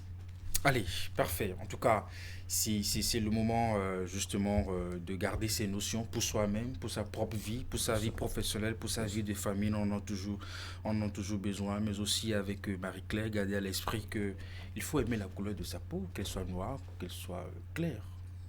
Voilà. Caroline, elle a une couleur noire. Peut-être elle va changer. Non, Qui sait? je suis noire et belle. Oh, peut-être que voilà, elle va tomber sur un prince charmant qui va vouloir qu'elle change la couleur de sa peau. Un peu comme Marie-Claire. Oh non. Mais vous connaissez la suite. Pas Allez, du tout. vraiment merci beaucoup d'être passé par ici. Vous avez encore d'autres passages à nous présenter dans Marie-Claire? Un dernier passage. Un dernier passage pour la route. Mais d'une autre nouvelle cette fois-ci. D'accord. La dernière nouvelle du livre Akinata et les 600 violeurs. La salle du huis clos était trop froide pour Avocet Foum, qui tremblait jusqu'au bout du poil. Lorsqu'on lui proposa un avocat commis d'office, il dit qu'il n'en avait pas besoin. Il reconnut les faits sans peine, et quand le procureur lui demanda s'il éprouvait du remords pour ce qu'il avait fait, il regarda Akinata qui pianotait distraitement son téléphone, la tête perdue derrière de longues mèches couleur d'or. « Regrettez-vous ce que vous avez fait ?» demanda à nouveau le magistrat d'un ton ferme. « Je regrette, monsieur le juge, je regrette. »« Vous regrettez quoi précisément ?»« Ce que je n'ai pas fait. » « Ok, 12 mois après. » Donc, c'est l'histoire d'une femme, Akinata, qui veut devenir influenceuse sur les réseaux sociaux. Et pour se faire connaître davantage, elle a dit qu'elle a écrit dans un cahier les noms de tous ces violeurs. Bien sûr, ceux-là sont des politiciens, des ministres, des hauts cadres. Elle va foutre le pays en l'air. Oui, justement. Et qu'elle allait révéler, un peu comme une émission qu'on attend avec tellement d'impatience, qu'elle allait révéler le nom de tous ces violeurs. Bizarrement, à la fin, c'est le jeune homme qui ne l'a jamais touché, elle décide quand même de porter plainte contre lui pour viol. Alors que c'est la seule personne carrément dans la nouvelle qu'elle n'a pas accepté de la toucher. C'est pour ça qu'il dit qu'il regrette ce qu'il n'a pas fait. Une très belle histoire. Merci à vous, Caroline Saguir. Merci justement pour ces moments d'échange. Je rappelle que vous êtes championne du concours Livre, ton livre édition 2024. Edmond Batossi, aussi un petit mot pour la fin.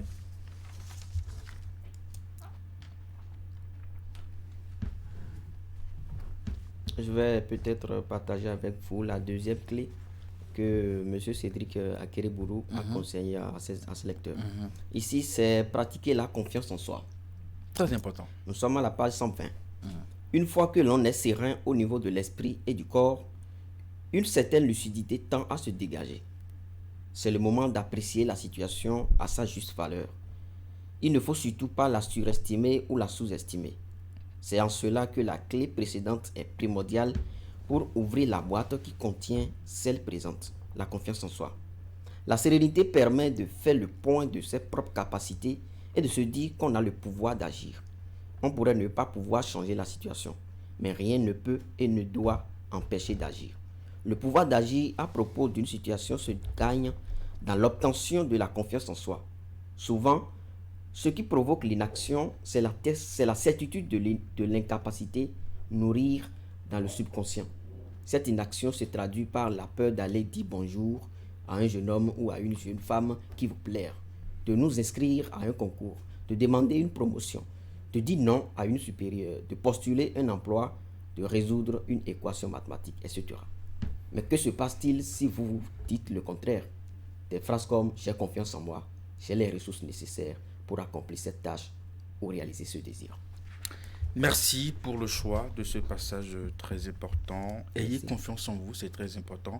Et à vous aussi, ne perdez pas cette passion que vous avez pour la lecture et l'amour du livre. Je profite pour dire merci aux initiateurs de ce concours de compte rendu de lecture, Livre, ton livre, justement, qui permet justement aux jeunes de se mettre en compétition avec la lecture des livres. Je pense que pour cette deuxième édition, les finalistes sont attendus le samedi 22 mars du côté du Palais des Congrès de Cotonou à partir de 15h. Vous avez vécu ça l'année passée, c'était bien, une belle expérience. C'est le tour de Edmond Batossi. Allez, passez une très bonne journée et puis à très bientôt. Revenez ici quand vous voulez avec d'autres livres. On va partager des moments de lecture avec nos amis qui nous regardent ici chaque matin. La deuxième partie d'Actu Matin, c'est maintenant avec le forum de discussion. Mais avant, on marque une pause.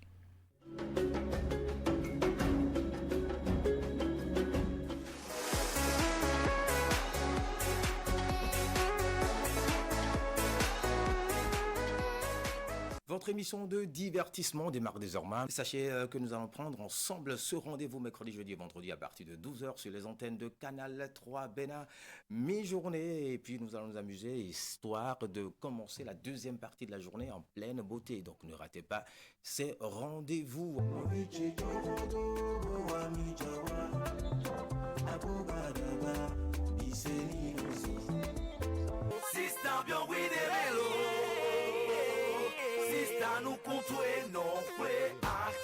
Le doyen Jean-Louis Azé. Bonjour à toute l'équipe de production et de diffusion. Et merci et bonjour à vos millions de téléspectateurs qui vous suivent en ce moment.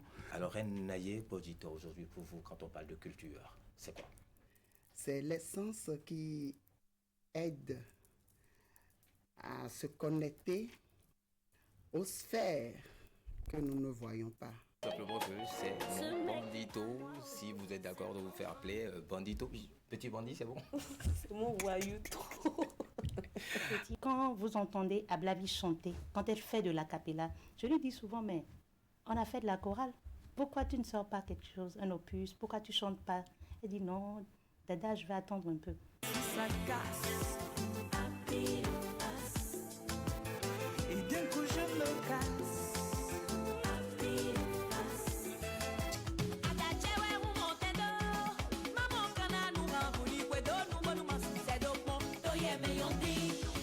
On se donne rendez-vous mercredi prochain avec beaucoup de chaleur. Portez-vous bien, au revoir.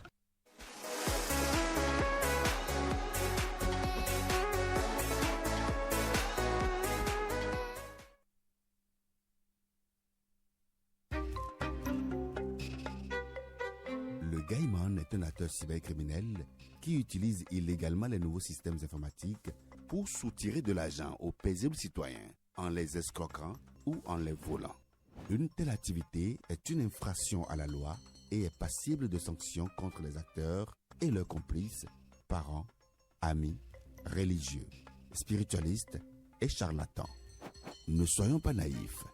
Il n'y a pas de réussite sociale sans effort. Pour tout renseignement et assistance contre la cybercriminalité, appelez les numéros 63 09 51 61 ou le 63 09 51 62, le 65 48 78 114 ou écrivez-nous à l'adresse mail ocrc@dgpr.bj.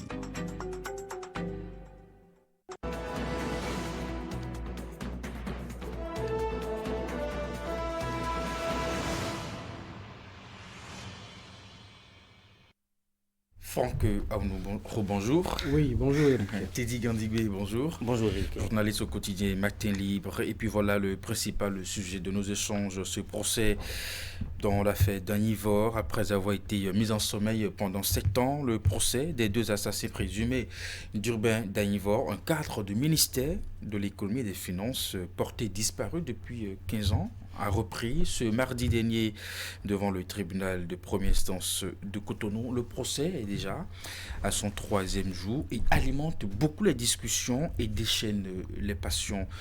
Pour vous, d'abord pour l'ouverture de ce procès, qu'en dites-vous? Mais moi, je pense que ce serait quand même bien, non, que justice soit rendue, parce que celui qui... Ça ferait de mal à personne. Bon, ça ferait de mal à des gens, c'est sûr, parce qu'il y a des acteurs qui sont impliqués, ça c'est très clair. Maintenant, c'est pas cela qu'on va regarder. On va regarder celui qui a été victime. Et il a été victime d'un assassinat. Et donc, sa famille qui attend aussi. La famille qui attend que justice soit rendue. Donc, certainement, je pense que la justice béninoise fera son travail et en son temps, on verra clair dans tout ce qui s'est passé et qui en sont vraiment les acteurs, ceux qui sont impliqués de près ou de loin, pour que vraiment justice soit faite, autant pour moi, et que la clarté soit au grand jour. En tout cas, c'est l'objectif du tribunal. Franck Aounou, avouons-le, c'est un dossier complexe, robuste. L'ouverture de ce procès, qu'est-ce que ça vous dit? L'ouverture de ce procès, à mon avis, a plusieurs enjeux. D'abord, il faut y voir, disons, une démarche pour révéler la vérité et rendre justice, la vérité, dire tout ce qui s'est passé autour de cette affaire, comment et qui sont ceux qui ont tué Hubert Pierre d'Anivor. Et justice pour rendre justice à sa famille, parce que la famille est là, sans nouvelles. On n'a pas eu le corps de Hubert Danivor. Pour ce que nous avons eu pour les premières informations depuis que l'affaire a éclaté, depuis que Hubert Danivor a disparu, on ne serait pas en possession de son corps. Donc la famille n'a même pas fait le deuil de son membre, de ce cadre-là qui avait disparu. C'est très important de rendre justice pour soulager la famille de cette douleur-là, parce qu'il représente quand même un membre important de la dite famille. Il y a également l'autre enjeu que je vois, il y a, disons, la mise à l'épreuve de notre justice. C'est-à-dire que la justice, dans cette affaire-là, doit pouvoir mener toutes les démarches, doit pouvoir tout faire, mener toutes les enquêtes complémentaires pour dire toute la vérité, élucider, voilà l'affaire, pour situer l'opinion publique nationale et internationale. Parce que rappelez-vous que lorsque l'affaire avait éclaté, eh bien, tout le monde était emballé, toute la nation avait bougé dans le temps, et même de l'extérieur, les gens accordaient beaucoup d'importance à l'issue que devait avoir cette affaire-là. Malheureusement, on ne l'avait pas eu jusqu'à l'ouverture de ce procès-là. Donc, il y a beaucoup d'enjeux. Il y a également des enjeux politiques, parce que au moment où Hubert Pierre Danivor disparaissait, on nous a dit que c'est suite à la révélation d'un certain nombre d'informations, de scandales, ainsi de suite, qu'il aurait été, en tout cas, pris par des ravisseurs qui ont fait disparaître son corps, ainsi de suite. Et donc, ça a des ramifications politiques, ça a des ramifications sociales également, parce qu'au niveau de l'opinion, eh bien, chacun se fait sa petite idée. Il va falloir qu'on puisse déconstruire chez certains, faire la lumière dans la tête d'autres personnes, en tout cas situer le peuple béninois, la nation tout entière, sur ce qu'il s'est passé en août 2010. Et donc, c'est beaucoup d'enjeux qui se posent dans cette affaire, c'est beaucoup d'enjeux très cruciaux dans cette affaire-là, et il va falloir aller jusqu'au bout. Maintenant qu'on a rouvert le dossier, qu'on a rouvert l'affaire, pour que la justice puisse donner la parole aux témoins qui d'ailleurs défilent déjà à la barre pour répondre aux questions du tribunal. Je pense que c'est déjà très bien d'ouvrir l'affaire, de commencer ce procès-là, et de pouvoir permettre également aux journalistes de pouvoir y assister, parce que c'est un procès public, de permettre à tout citoyen qui a envie de connaître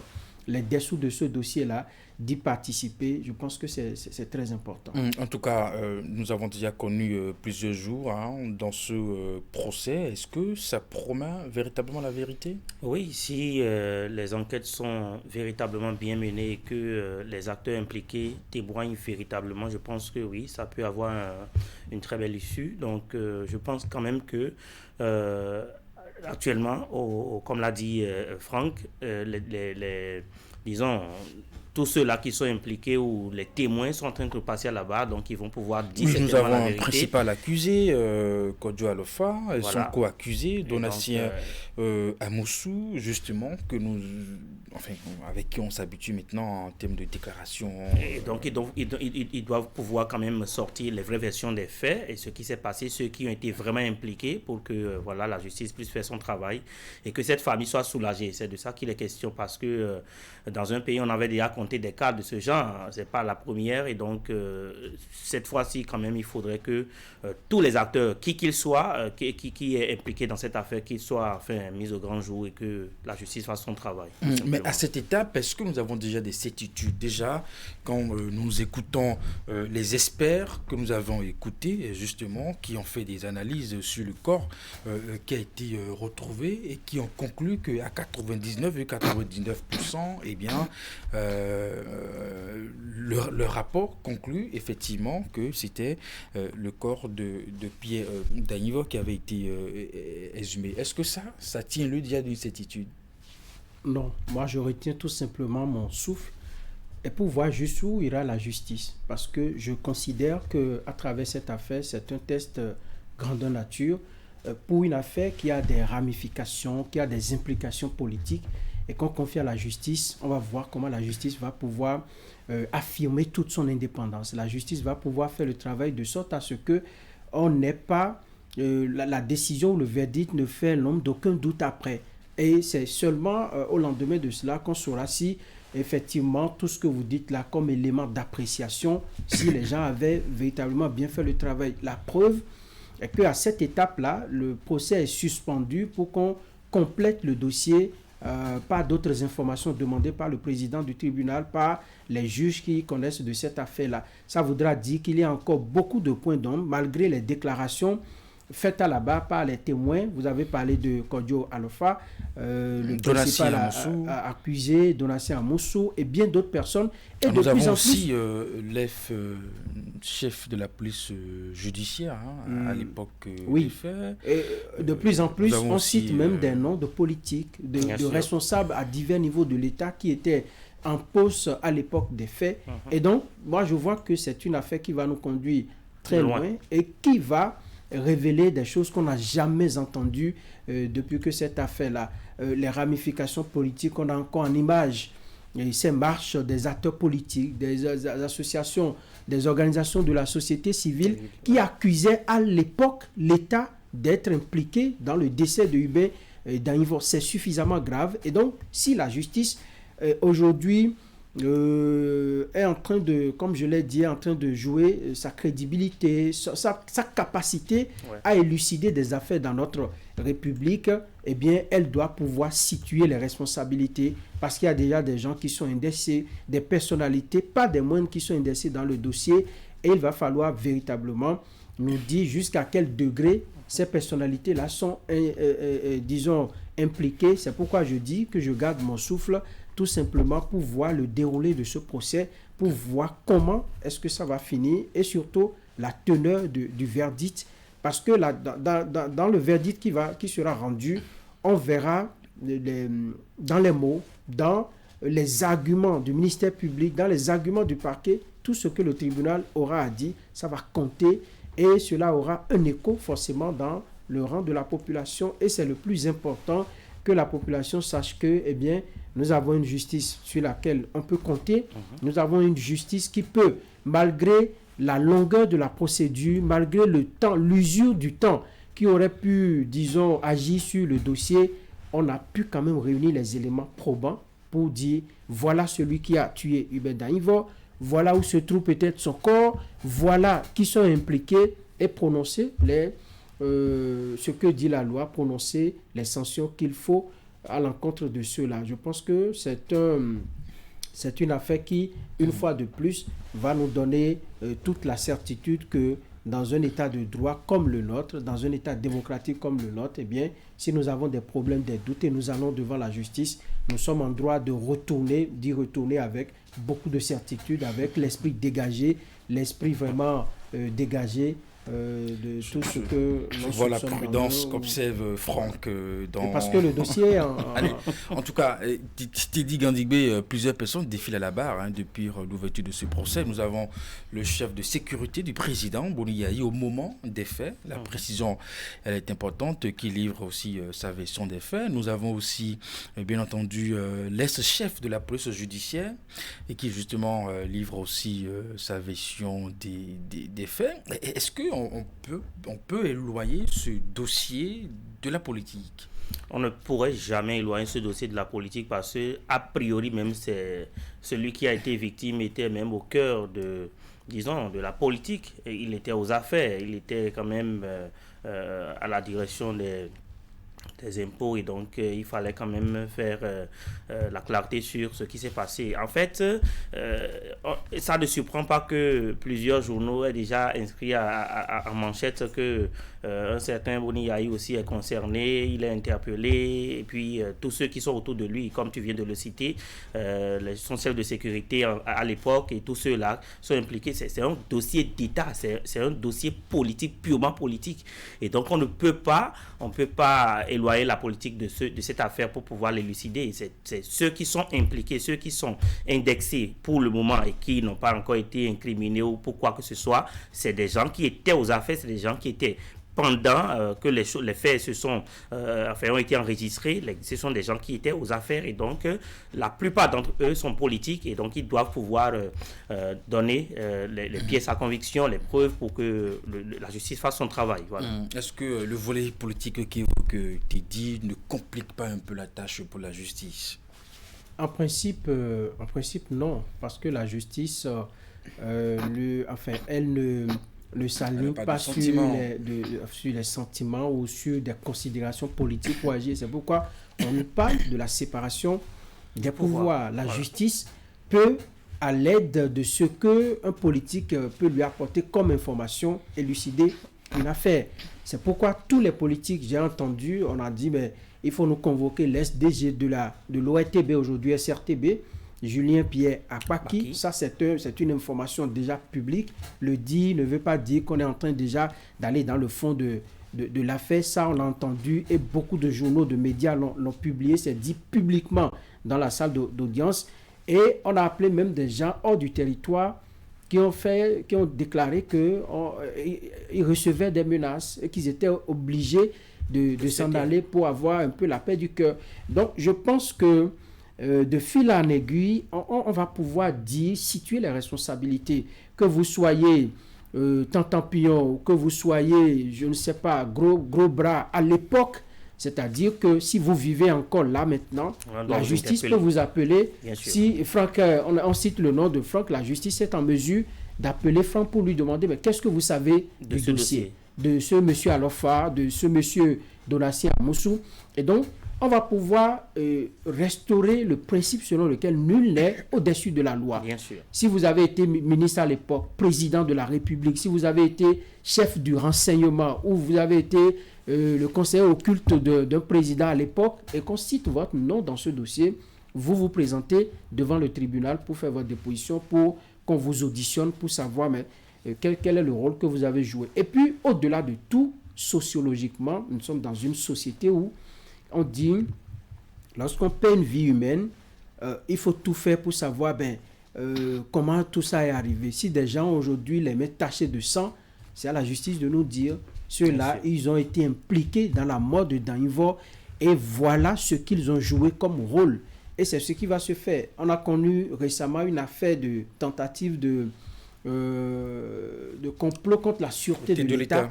Le procès s'est déroulé et on a situé, on a dit voilà les responsabilités et ceux qui sont indécés ont écopé d'une peine qu'ils sont en train de purger dans les cellules actuellement. Donc ça va être pareil pour l'affaire Danivor. Et je pense que cette fois-ci, il faut aller jusqu'au bout. Il ne faudrait plus renvoyer l'affaire parce que on en parle depuis une quinzaine d'années. On en a parlé encore il y a 7 ans, vous l'avez rappelé tout à l'heure.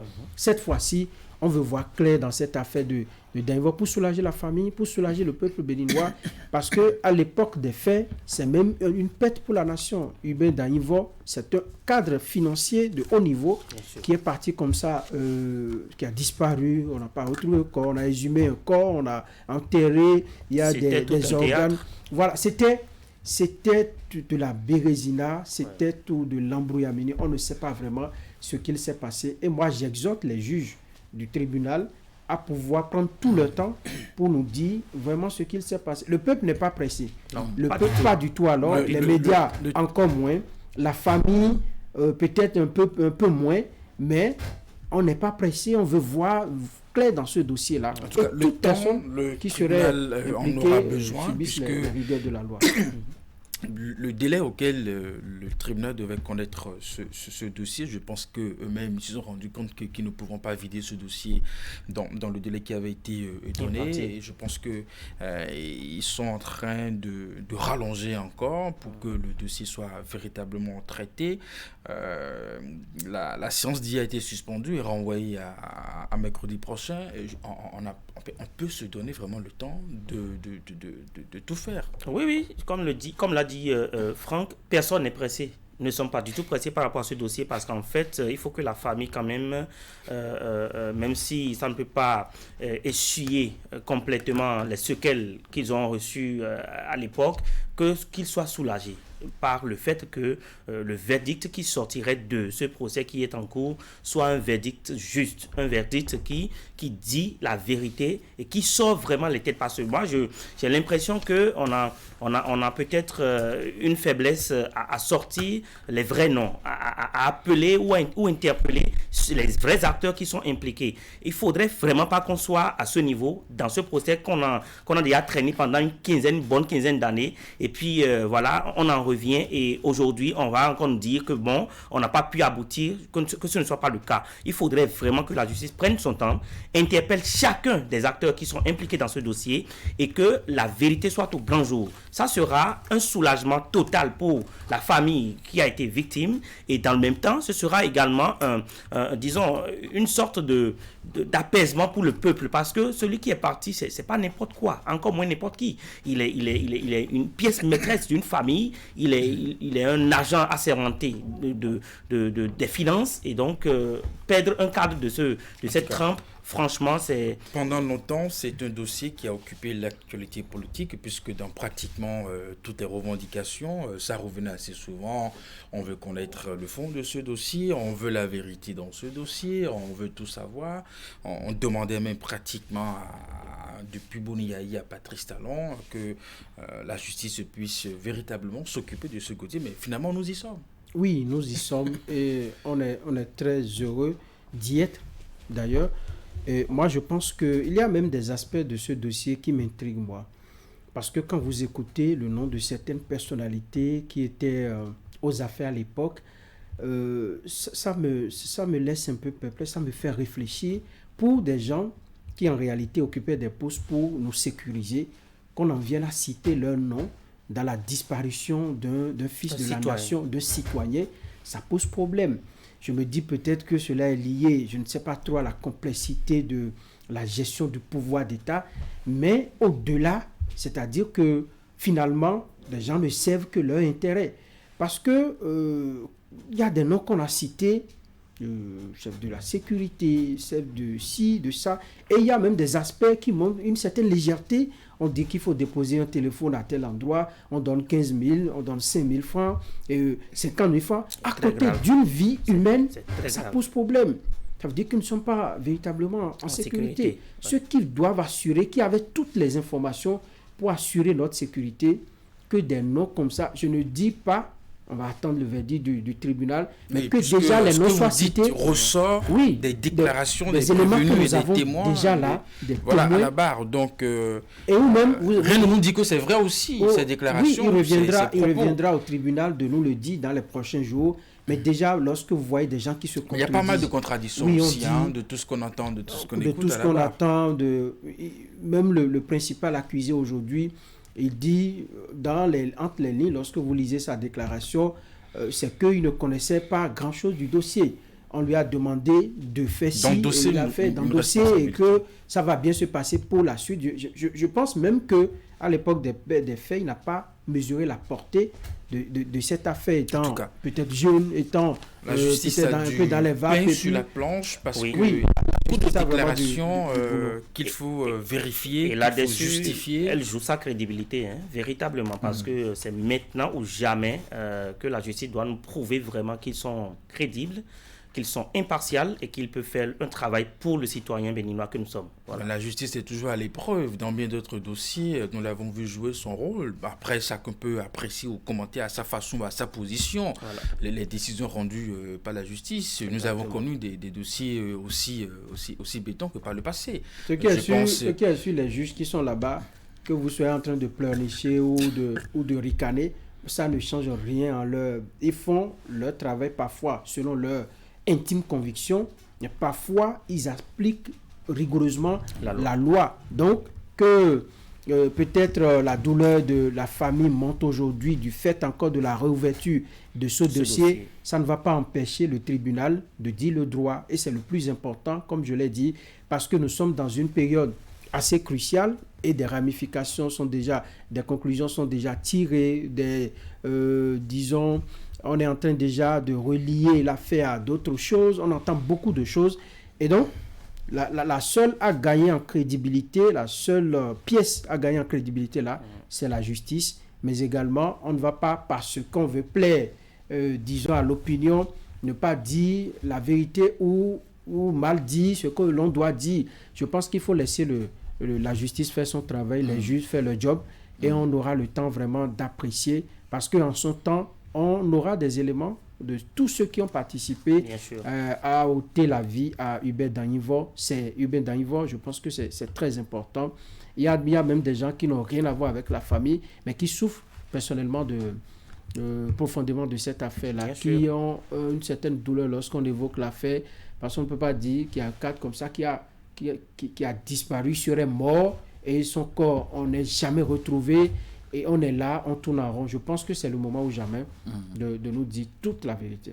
Mais comme c'est un procès qui était très attendu, est-ce qu'on ne peut pas trouver un format pour permettre, pourquoi pas, une retransmission, surtout sur les chaînes locales, pour permettre aux concitoyens aussi de suivre le déroulé de ces débats et se faire véritablement une idée à chaque étape du processus? Oui, ça fait partie des points d'insatisfaction que moi je partage actuellement, que je nourris. J'en ai dit à beaucoup de personnes. On a vu ICC dans ce service qui a eu... C'était une bombe atomique qui avait été, disons, qui avait éclaté, je ne sais pas trop le mot qu'il faut. Et ça aussi, c'est presque une bombe atomique. Parce que, vous voyez, depuis 15 ans, et quand on a rouvert le dossier, l'émotion, toute la... disons, tout l'effet que cela a eu dans l'opinion. Moi, j'aurais voulu qu'on permette à certaines radios de pouvoir retransmettre cela dans le septentrion, ici dans la partie méridionale, pour nous permettre d'écouter, parce que la justice, c'est à nous. Celui qui est mort, c'est un fils du Bénin. Exactement. On aurait fait ça pour d'autres personnes. Sans c'est Hubert Danyivor, il faut le faire, parce que l'effet que cela a, c'est de permettre à la population de savoir que la justice également suit une démarche avant de prononcer un verdict. Et on n'aura caché la vérité à personne. Les éléments d'appréciation, on les aurait eu au même moment en temps réel. Et quand le verdict va tomber, on saura que c'est sur la base de tout ce qu'on a fait là, que nous l'avons eu. Ça aura l'effet que cela aura dans l'opinion. Et donc, s'il y a quelque chose à rattraper, le président l'a dit, il dit que le temps qui était prévu sera largement dépassé. Et donc, on peut toujours installer le dispositif au niveau, en collaboration avec la RAC, trouver une fréquence pour que tout le monde, même sur les réseaux sociaux, qu'on puisse capter à l'aide de son smartphone, partout où on est, dans sa voiture, au marché, pour écouter, pour suivre ce procès-là. C'est de grand intérêt.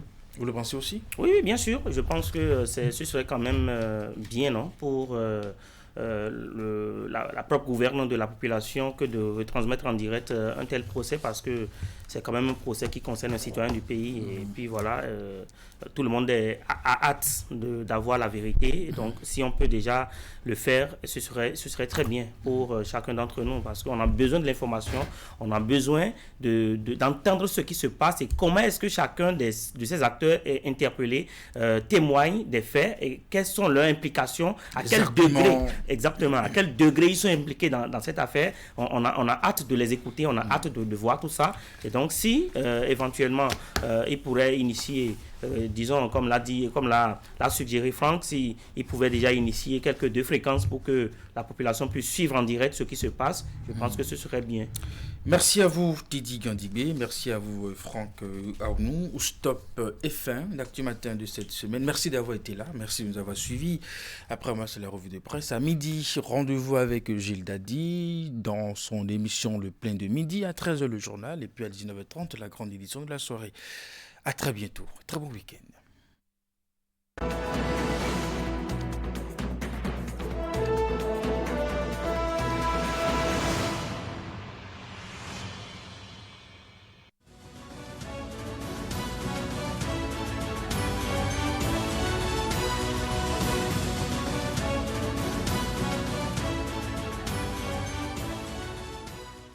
Bonjour à toutes, bonjour à tous. Libération pointe ce matin que le palais de la Marina a servi de cadre jeudi à la cérémonie officielle de remise des lettres de créance de 10 nouveaux ambassadeurs accrédités au Bénin au chef de l'État Patrice Talon.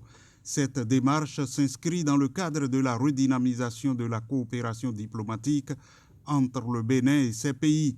La nation cite Vatican, Niger, Canada, Guinée, Portugal, Côte d'Ivoire, Tunisie, Iran, Algérie, Chine. À la sortie de l'audience qu'ils ont eue avec le chef de l'État, après le rituel habituel, souligne le journal, chacun d'eux a précisé ses priorités pour l'amélioration constante des relations diplomatiques. Du palais de la Marina, retrouvons-nous du côté du Parlement avec la Fraternité qui indique que les députés ont adopté en séance plénière le jeudi 13 mars 2025 la loi portant cadre juridique de la chefferie traditionnelle en République du Bénin. Ceci à la large majorité des députés présents et représentés, sauf 18 qui ont voté contre, dont 9 présents et 9 par procuration. Il s'agit d'une loi qui définit le cadre juridique pour les pouvoirs des autorités de la chefferie traditionnelle, confère une reconnaissance légale aux chefferies traditionnelles existant sur le territoire béninois, fixe les règles garantissant leur organisation et leur rôle dans le développement socio-économique du pays, reconnaît leur contribution à la cohésion sociale et la préservation des identités culturelles. C'est du moins ce qui ressort du rapport de la Commission des lois, de l'administration et des droits de l'homme qui a présenté le dossier à la plénière. Du même rapport, on retient, poursuit le journal, on retient que le texte de loi comporte une quarantaine d'articles répartis en 10 titres. La Nation note que la réforme prend également en compte les spécialités des chefferies coutumières de type clanique, notamment dans les régions de l'Atakura Ouest et de la Donga. Le texte s'applique à l'espace de compétences de la chefferie traditionnelle, à la dévolution du pouvoir traditionnel, à la reconnaissance de la chefferie traditionnelle et aux attributions, droits et devoirs de la chefferie traditionnelle. La loi classifie en 4 catégories les chefferies traditionnelles. Il y a les royaumes, au nombre de 16 au total. Il y a les royaumes d'Alada, de Basila, de Boué, du Danhoumé, de Dogo-Ahoumé, de Hogbonou, d'Igbo, Idacha ou Dassa, d'Itatake ou Sakete, de Kika, de Kilir Djougou, de Ketou, de Kwane ou Kouane, de Niki, de Sandiro, de Savalou et de Tchabé ou Savet. Notre époque se réjouit de ce que les chefferies traditionnelles sont désormais dotées d'une loi. Et loin du Parlement, le procès affaire d'Annivo a repris depuis quelques jours. Et à en croire notre époque, 15 ans après, toujours des zones d'ombre persistent. Le potentiel d'écrire que 15 ans après la disparition de Pierre Urbain d'Annivo, la justice ne lâche pas l'affaire. Le tribunal de première instance de Cotonou a rouvert le dossier depuis 72 heures. Que de révélations pleuvent lors des dépositions des agents. Le journal de renseigner que des dignitaires du régime Yahi sont accablés. Avec Fraternité, découvrons que le président de l'Association nationale des communes du Bénin, Luc Setonji Atrokbo, a conduit le jeudi 13 mars 2025 une délégation de maires venus des 12 départements du pays. L'objectif de cette immersion au cœur d'un fleuron industriel béninois est d'amener les autorités communales à toucher du doigt le miracle qui s'opère dans les locaux de la GDIZ à travers la transformation des matières premières en produits finis. Après une séance de travail au cours de laquelle le directeur général de la Société d'investigation et de promotion de l'industrie, Letonji Béton, a présenté les différents compartiments de la GDIZ. La délégation des maires a eu droit à une visite guidée des lieux. En deuxième titre, le potentiel placarde que Luc Setonji Atrokbo et les maires sont conquis par la GDIZ. Une fierté, le président de la NCB salue la vision de Patrice Talon. C'était la revue de presse. Merci de l'avoir suivi.